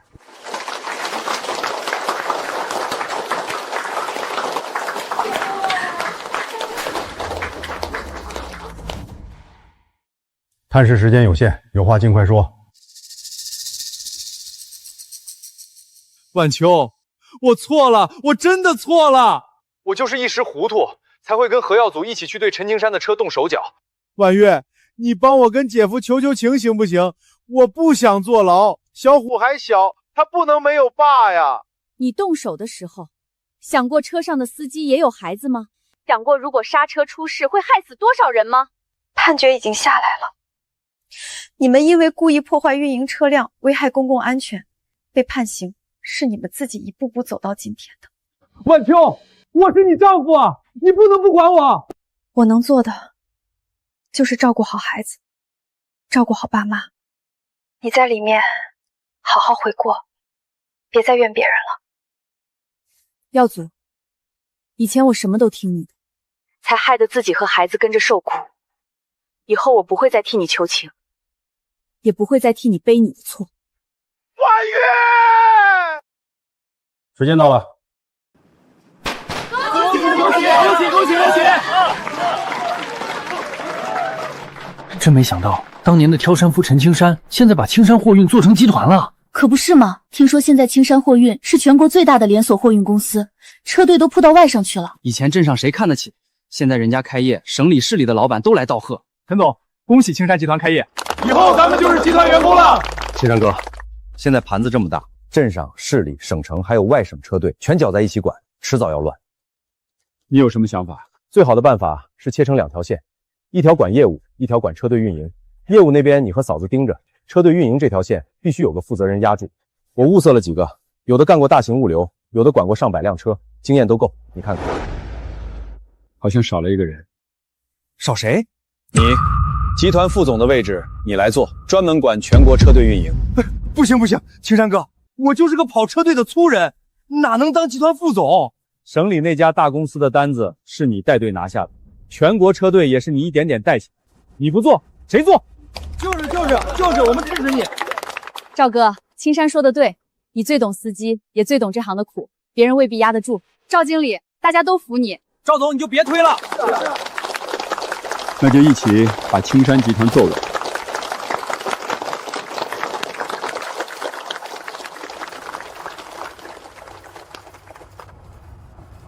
陈总，还认得我吗？陈总，还认得我吗？景区的刘老板，今天来是有事儿。陈总，我知道我以前做事不厚道，可这次实在没办法了。景区现在有一批运输需求，别家都说山路难走，成本太高，没人愿意接，我只能来你这儿碰碰运气。运输需求，当初不是采购了那么多机器狗吗？还说以后不用挑山工了。是啊，当初把人裁了的时候多痛快，现在想起找人了。机器狗不是先进吗？不是省钱吗？别提了，那些机器狗刚开始是能跑，可山路潮，石阶陡，隔3差5就坏，用了半年基本全报废了，维系费比买新的还贵。景区现在根本修不起，也没钱重新采购，想重新雇挑山工，可这活又苦又累，钱还给不了太高，没人愿意干。山顶商铺断供，游客投诉，景区快撑不住了。早干嘛去了？当初我们一个个被你们逼走，你们怎么没想过今天？我知道错了，陈总、赵总，我今天不是来摆架子的，是来求你们帮我想想办法。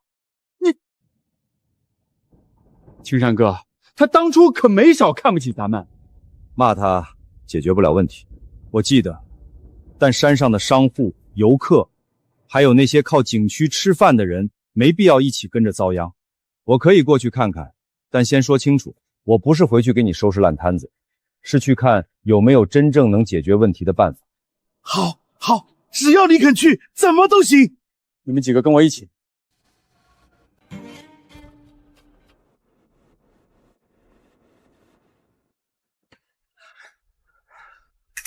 再不上货，我们这摊子真开不下去了。游客上来连喝的水都没有，天天投诉。这玩意儿在平路上跑跑还行，上这种山路迟早趴过。当初为了省人工，把挑山工全换了，现在机器坏了，人也没了。陈总，你看还能不能先安排人挑几趟，只要把山顶商铺撑过去就行。无论你出多少钱，我都答应。这不是钱不钱的问题，我找人帮你运一趟可以，之后呢，就算再雇挑山工，只是治标不治本。机器狗也一样，坏了修，修了再坏，最后钱花了，问题还在。那你的意思是？修路，这边地势平缓，只要把路修出来，小型货车就能上山。以后山顶商铺补货不用靠人扛，也不用靠机器硬爬，路一通，货能上去，人也能上去。不爱爬山的老人小孩也能坐车到半山观景台。对，山里的居民以后出门办事不用再翻几道坡，孩子上学，老人医病，也能少遭很多罪。运输解决了，游客量也能上了，商户有生意，景区有收入，景区有收入，周边村民还能跟着做配套。这要是真修成了，可不只是景区方便，是整座山的人都受益。可是修路要花不少钱，比你反复采购机器、维修报废设备便宜得多，也长久得多。时代往前走，谁也挡不住。机器能替人省力，这是好事。可人不是没价值的，机器能搬货，但没人规划路，没人照顾山上的商户，没人替游客想办法，景区一样转不起来。真正该做的，不是把人一脚踢开，也不是把所有希望都压在机器上，而是让机器、道路和人一起发挥作用，让挑山工不用再拿命换钱，让游客上山更方便，让这座山能养活更多人，这才是长久的善事。陈总，我以前真是目光短浅，错了就改。路要修，临时运输我也可以帮你调车和人手，但工钱按市场价结，不能再亏待干活的人。一定按市场价。大哥，回去做方案，先保临时供货，再评估修路成本。明白。这条荒路多少年没人管了，真能修成？以前景区说了多少回修路，最后都没影。这次不一样，青山集团牵头，我也把景区能拿出来的钱全拿出来。这条路不求修得多宽，先保证小货车能安全上山，排水沟、防护栏、错车点一个都不能省。青山哥，施工队说最快1个月能通车，但这边有段坡要加固，钱要多花不少。能不能先省一点，以后有钱再补？修路最怕省这点，今天省了浮坡，明天下雨塌方，车掉下去，谁负责？以前你们省的是挑山工的工钱，结果机器坏了，人也没了。现在修路再省安全钱，迟早还要吃亏。陈总这话在理，路要修就修踏实。这条路不是只给景区运货的，也是给山里人走的。孩子上学，老人医病，农货下山都靠它，不能糊弄。陈总，路修好了，真能让我们村的车也走，不会只给景区用吧？这条路从一开始就不是只给景区修的，景区出钱，青山公司出方案，村里出力，以后谁都能走。那我们山上的菜、笋干、土鸡蛋也能直接拉下山？能，到时候青山集团的车可以统一收货，帮你们运到镇上市里，价格也不用再被中间贩子压。陈总，我以前只想着景区门票，从没想过这些。靠山吃饭，不是把山吃空，让山里人也跟着有活路，这条路才算修直了。说的有道理，我们也去帮忙修路。走，我们也去帮忙。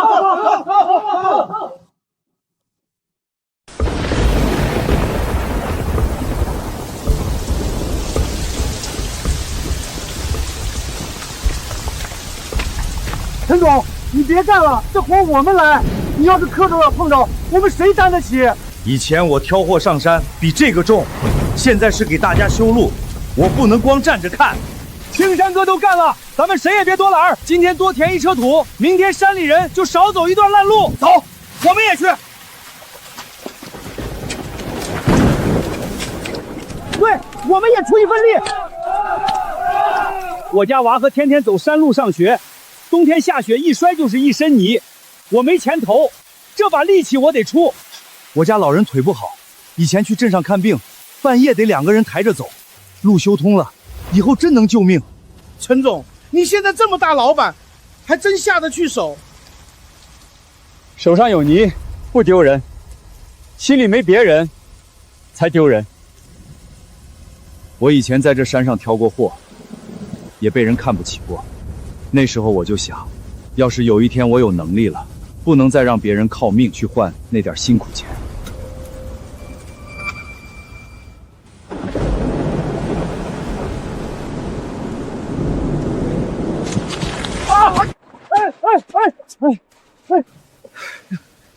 谢谢陈总，差点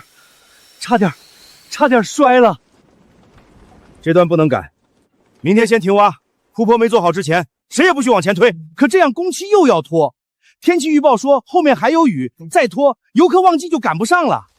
工期重要还是命重要？刚才人要真掉下去，你拿什么赔？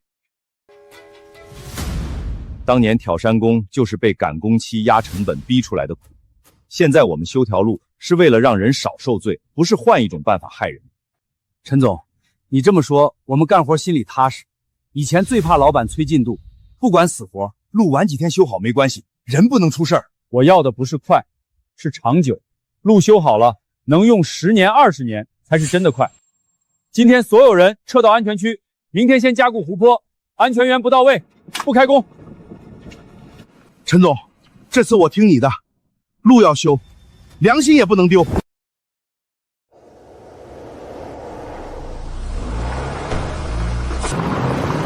慢点儿，前面有个弯，稳住，别急。上来了，真的上来了！以后不用断货了，再也不用半夜等人背货上山了。以后我们是不是能坐车下山上学了？下雨天也不用踩泥路了吗？能，娃，以后不用天不亮就往山下赶了，也不用一双鞋穿半个月就烂底儿了。陈总，我欠这座山的，今天才算开始还。路通了只是开始，后面要订班车、设垃圾点、安排安全员，不能热闹几天就又乱了。青山哥，山顶商铺的补货计划我排好了，早晚2趟，小车上山，大车在山下中转，司机名单、检查稿也都做好了。好，游客通行也要分时段，不能和货车抢路。路修出来是方便人的，不是给危险添机会。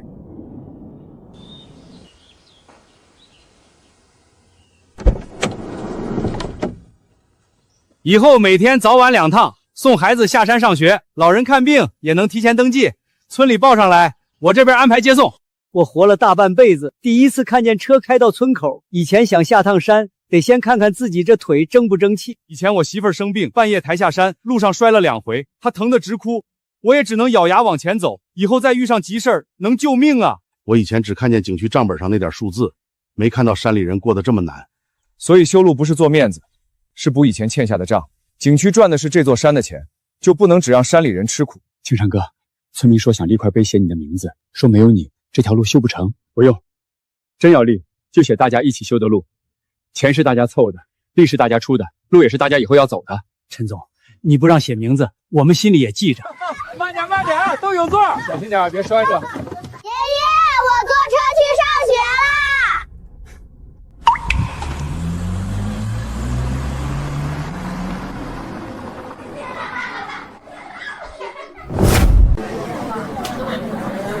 以前爬到半山就累得不行，现在老人孩子也能上去看风景了。山顶商铺东西也全，方便多了。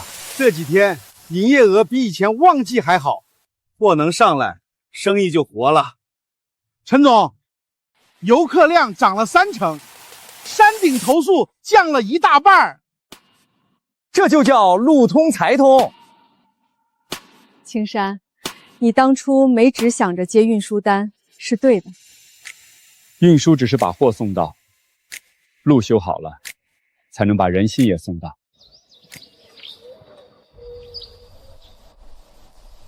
刘老板，景区垃圾还是没人系统处理。道路上的还能让清洁工扫，可掉进山沟里的太危险，爬下去捡摔一下可不是小事儿。钱给少了没人干，给多了景区又撑不住。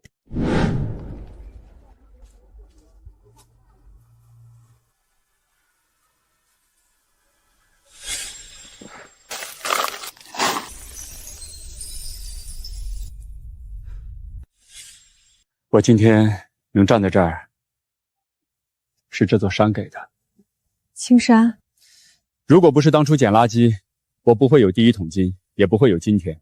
别人看垃圾是脏东西，可对我来说，它救过我一家。大自然给了我机会，我不能只从他身上拿东西，现在也该还回去了。陈总，你在胡言乱语说些什么？我怎么一句也听不懂？你不需要听懂，我自己明白就行。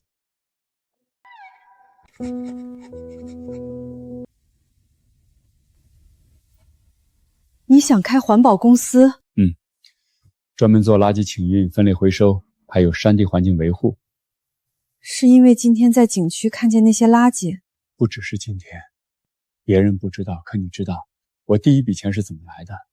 要不是当初那些垃圾变成金子，我不会有今天，咱们家也不会走到现在。所以你不是一时冲动，你是心里过不去。大自然给过我机会，现在山脏了，我不能只想着赚钱，装作没看见。那就做。你不担心前期要投设备、招人、做分类，回本慢，还可能被人笑话，我怕拖累公司。我担心账，但我不担心你。青山，你一路走到今天，不就是因为你知道什么事儿该做吗？爸爸，你要保护大山吗？对，爸爸想让山变干净。那我支持爸爸。我也支持，钱可以慢慢赚，良心不能慢慢丢。明天去公司说吧，我陪你。我准备成立一家环保公司，专门做垃圾清运、分类回收和山地环境维护。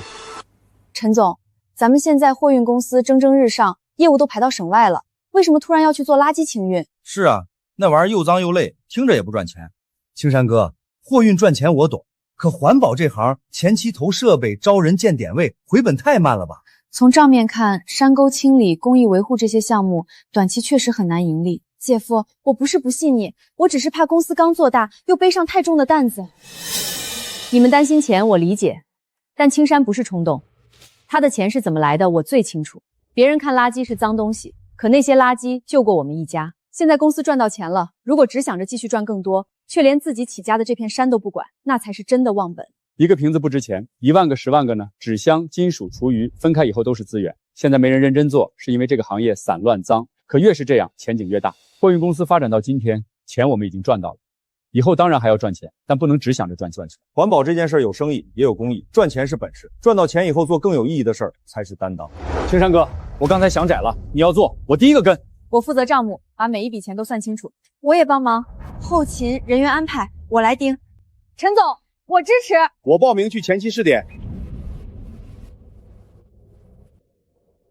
好，那就从景区开始，把这件事儿干出个样子来。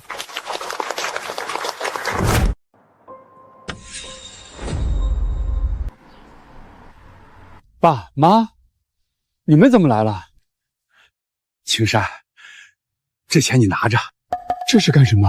这是我们这段时间一点点攒的，也是之前欠你的。听晚秋婉月说，你最近又新开了环保公司，正是缺钱的时候。不用，公司有钱，你们留着自己花。你以前帮我们还债，给我们治病，我们嘴上说还，心里也一直欠着。现在你做的是好事儿，我们没本事帮别的，就这点钱，你一定收下。以前是我们糊涂，总偏心别人，现在才知道，真把这个家扛起来的人是你。青山，收下吧，这是爸妈的心意。好，我收下。但这不是借给公司的钱，是你们一起投进青山环保的第一份心意。以后这家公司做成了，也有你们一份功劳。青山哥，出发吧，大家都等着呢。别怕，今天我先教大家：塑料瓶压扁，纸箱拆开，金属单独放，这些不是废物，分好了就能卖钱。陈总，真能卖钱？能，以后回收收益，公司拿一部分做运营，剩下拿出来给清洁工做奖金。青山哥，第一批山沟垃圾清出来了。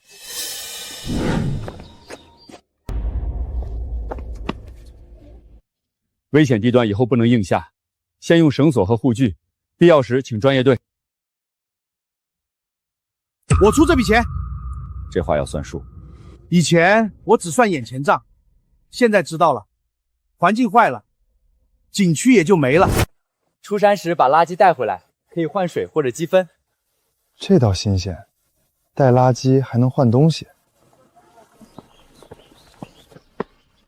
妈妈，不能丢山里，叔叔说山会疼。以前环保我总觉得就是多雇几个人扫地，没想到还能这么做。人都有惰性，光靠骂没用。要让大家知道怎么做，也要让做好的人有一点奖励。山沟清理队那边也排好班了，每次下沟前检查护具，不冒险。记住，干净的山重要，人的命更重要。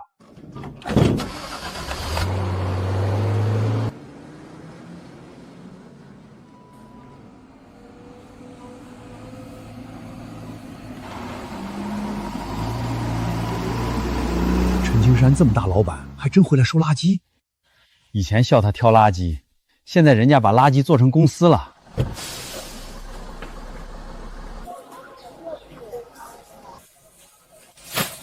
叔，这样不行，厨余和纸箱要分开。以前不都一袋扔，哪来这么多讲究？分开不是为难你，是让这些东西能重新变钱。纸箱不沾油，能回收；厨余能做堆肥，混在一起就全成臭垃圾。那我分了有啥好处？参与分类的商户每月垃圾清运费减免一部分，回收量高的还能返现。真返钱？真返。环保不是光喊口号，要让大家看见实惠。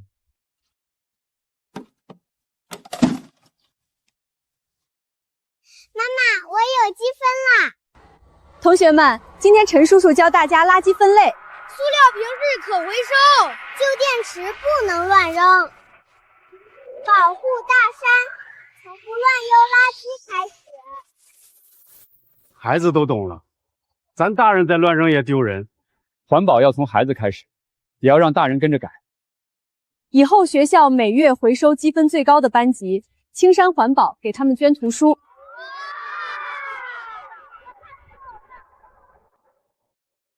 这比罚款管用。罚只能让人怕一阵，习惯养起来，才能管一辈子。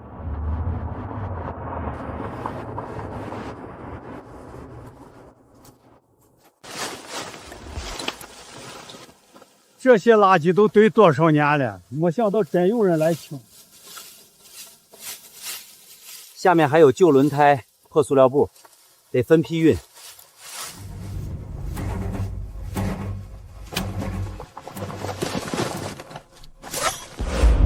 都慢点，命比进度重要。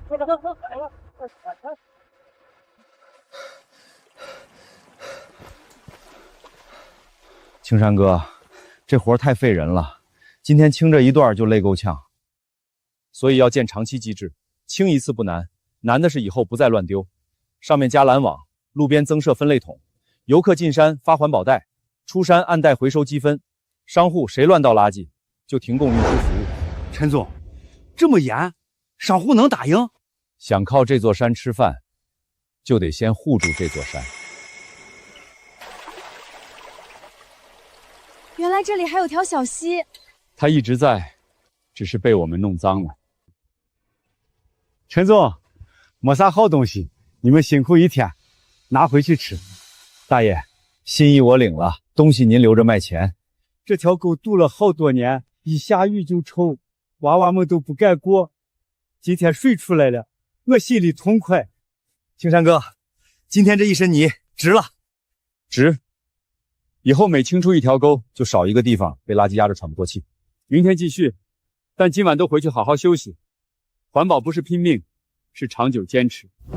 1个月时间，景区垃圾减量3成，可回收物回收率提高到6成，镇上主街投诉也少了。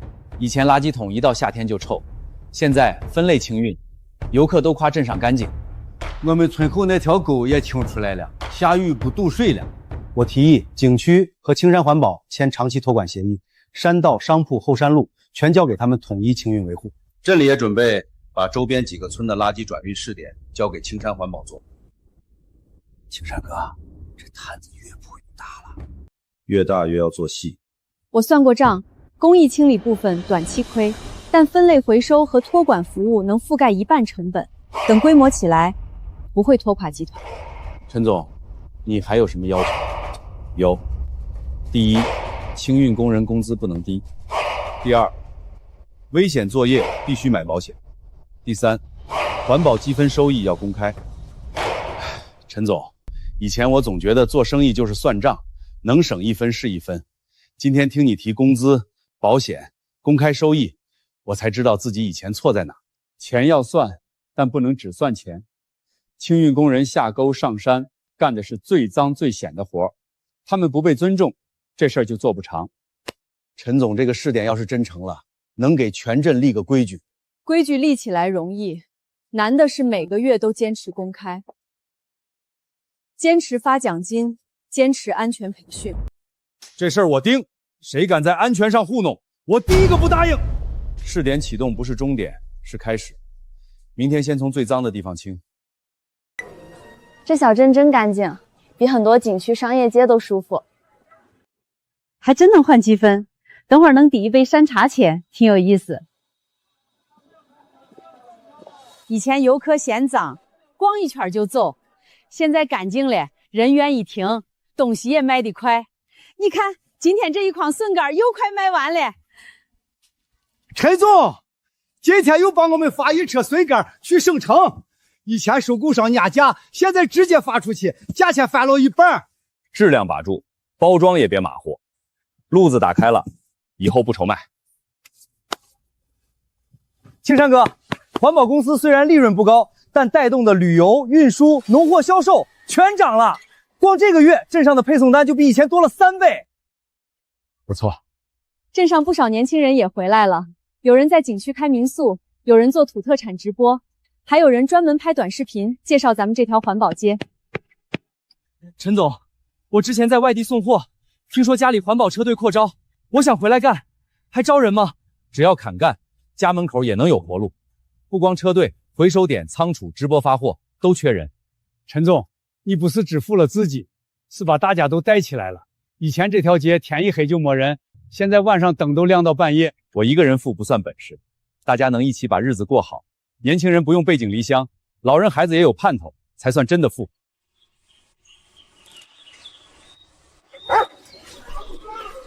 陈总，第1周房间全订满了。以前我在外地打工，总觉得家乡没盼头，一年到头也攒不下几个钱。现在才知道，干净的山就是招牌，咱们自己家门口也能挣钱。我们也跟着受益，游客住下来，晚上还来集市吃饭，早上又买山货带走。以前一天卖不完一锅汤，现在晚上还得加锅。青山哥，运输单也涨了，山货、民宿用品、餐饮配送、回收物中转，全都用咱们的车。以前车下山空跑，现在来回都有货。听听你的专业意见。环保公司赚的是小钱，带起来的是一整条链。账面上看不只是清运费，还有住宿、餐饮、运输、农货，这些都是活水。这才是我想看的。垃圾清了，环境好了，人愿意来，货能出去，年轻人能回来，一个地方干净了，机会才会留下来。这地方看着舒服，住着也安心。下次我带朋友一起来。陈总，谢谢你让我们能回家挣钱。我爸妈以前总说山里留不住人，现在他们终于不用盼着我过年才回来一次了。不是我让你们回来，是家乡变好了，你们自己愿意回来。以后这地方能不能更好，还得靠你们一起守。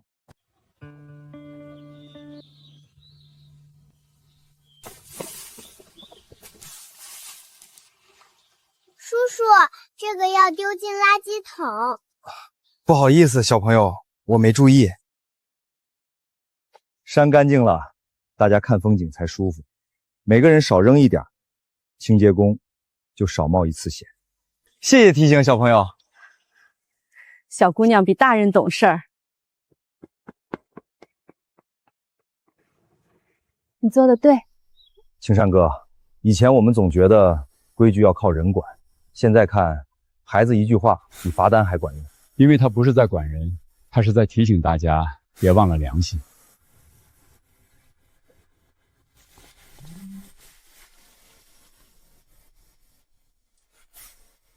爸爸，那辆车是送小朋友上学的吗？是，以前他们要走很久山路，现在坐车就能到学校。那爸爸修的路比我的画还厉害。你爸爸做的事儿是给很多人画了一条路。青山哥，你看，这是当年咱们在山上挑货时有人拍的。那时候啊，我真不是东西。人能改，就不晚。我也被这座山拉过一把，所以我才要把这把力还回去。爸爸，我以后也想保护这大山。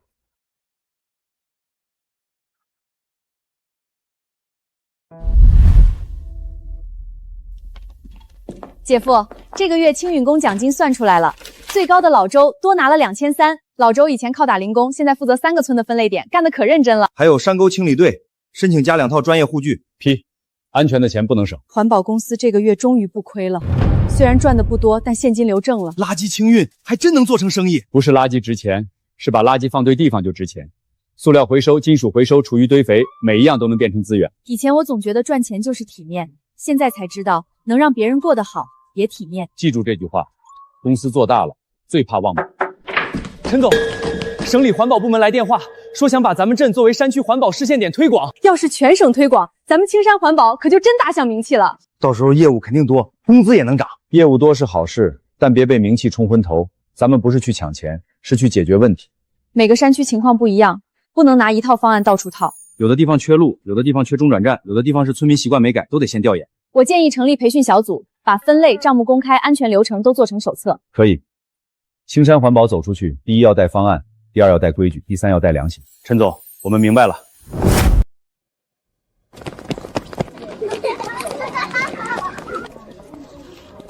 过去我们这里靠山吃山，却也让山替我们吞了太多垃圾。今天能成为示范镇，离不开青山集团，也离不开每一个参与分类、参与清运的乡亲。陈总，说2句吧。我以前也是这山上的挑山工，背过货，也捡过垃圾。那时候很多人笑我，说垃圾有什么好捡的。后来我明白，垃圾不是最脏的，最脏的是我们明明靠这片山吃饭，却不肯弯腰护它。青山环保不是我一个人的公司，是大家一起把家乡变干净的证明。以后我们还会修更多路，清更多沟，建更多回收点，让孩子看到的山是干净的山，让老人走的路是安全的路，让每个靠山吃饭的人都能堂堂正正把钱挣了。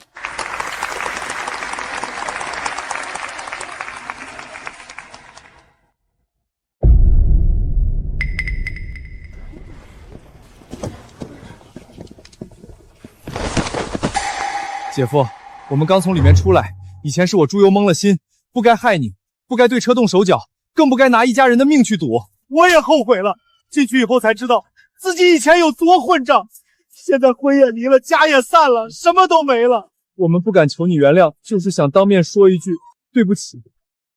青山哥，要是还能给我们一条路，我们一定好好做人。你们以前干的那些事儿，可不是一句后悔就能过去。你们要是真悔过，就拿出悔过的样子。运输公司缺司机，环保公司缺工人，岗位都有，但没有一个是给你们享福的。你的意思是从最基层干起，开车也好，清运都也好，没人会因为你们是亲戚，脏活累活都得干，也没人会因为你们哭几句就相信你们。我们干，只要肯给机会，什么活我们都干。别急着答应，如果你们真有骨气，就证明给我看，也证明给晚秋晚月看。我们一定重新做人。路给你们了，能不能走直，看你们自己。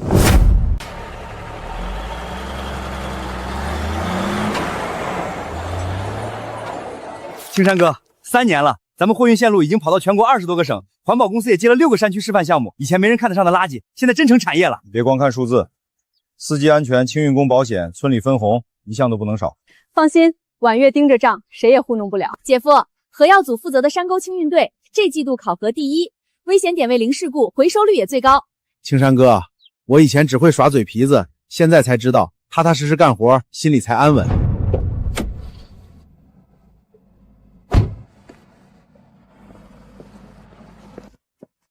省城那批农货按时送到了，一箱没破，一单没误，不错，连续半年零投诉。路上累吗？不累。以前我总想走捷径，现在才明白，正路再累也踏实。那就继续好好干。婉月，我不敢求你立刻原谅我，但我会一直干给你看。下个月新村试点，你带队，别让我失望。一定不会。一个镇变好不难，难的是人心也愿意变好。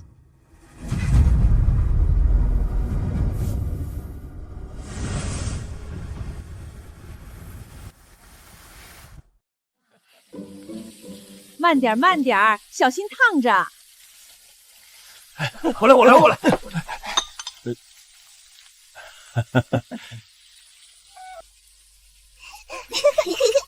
慢点，别把碗摔了。现在倒是比以前勤快多了。妈，以前不懂事儿，现在多干点是应该的。以后家里的重活都交给我们。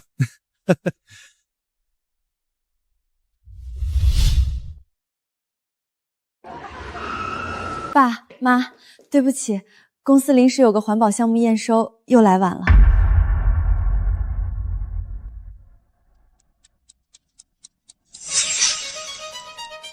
晚什么晚？你们这是为大家忙，辛苦了。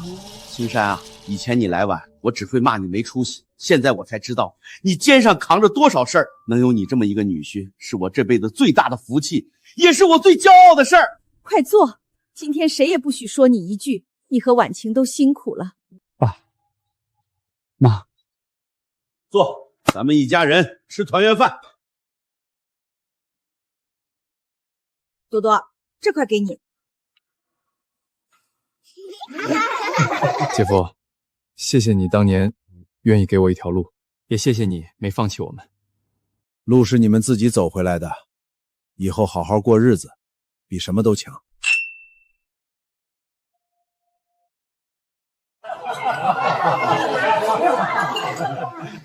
这一次真的团圆了。团圆了。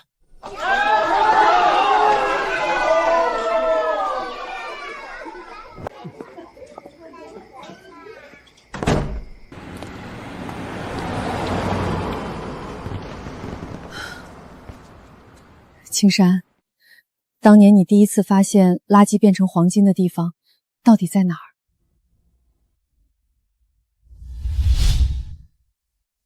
就在那边。那天我从你爸寿宴上出来，喝了酒，心里又憋又疼。我拖着一袋垃圾坐在路边。我本来想着把垃圾卖了，多少换点钱，结果一拉袋子，怎么都拉不动。然后呢？然后我打开袋子，看见里面全是金子。那一刻，我以为自己在做梦。那天你一定很难受吧？难受。但现在想想，要不是那天那么难，我也不会知道自己到底想守住什么。就是这里。当年我最狼狈的时候，命运在这儿给了我一把力。爸爸，我也捡到了一个黄金。对，这是朵朵的黄金。可是它没有变成金子呀。它让这条路更干净，让山少一点脏，这就是黄金。青山，咱们真的走出来了。不是走出来，是走回来了。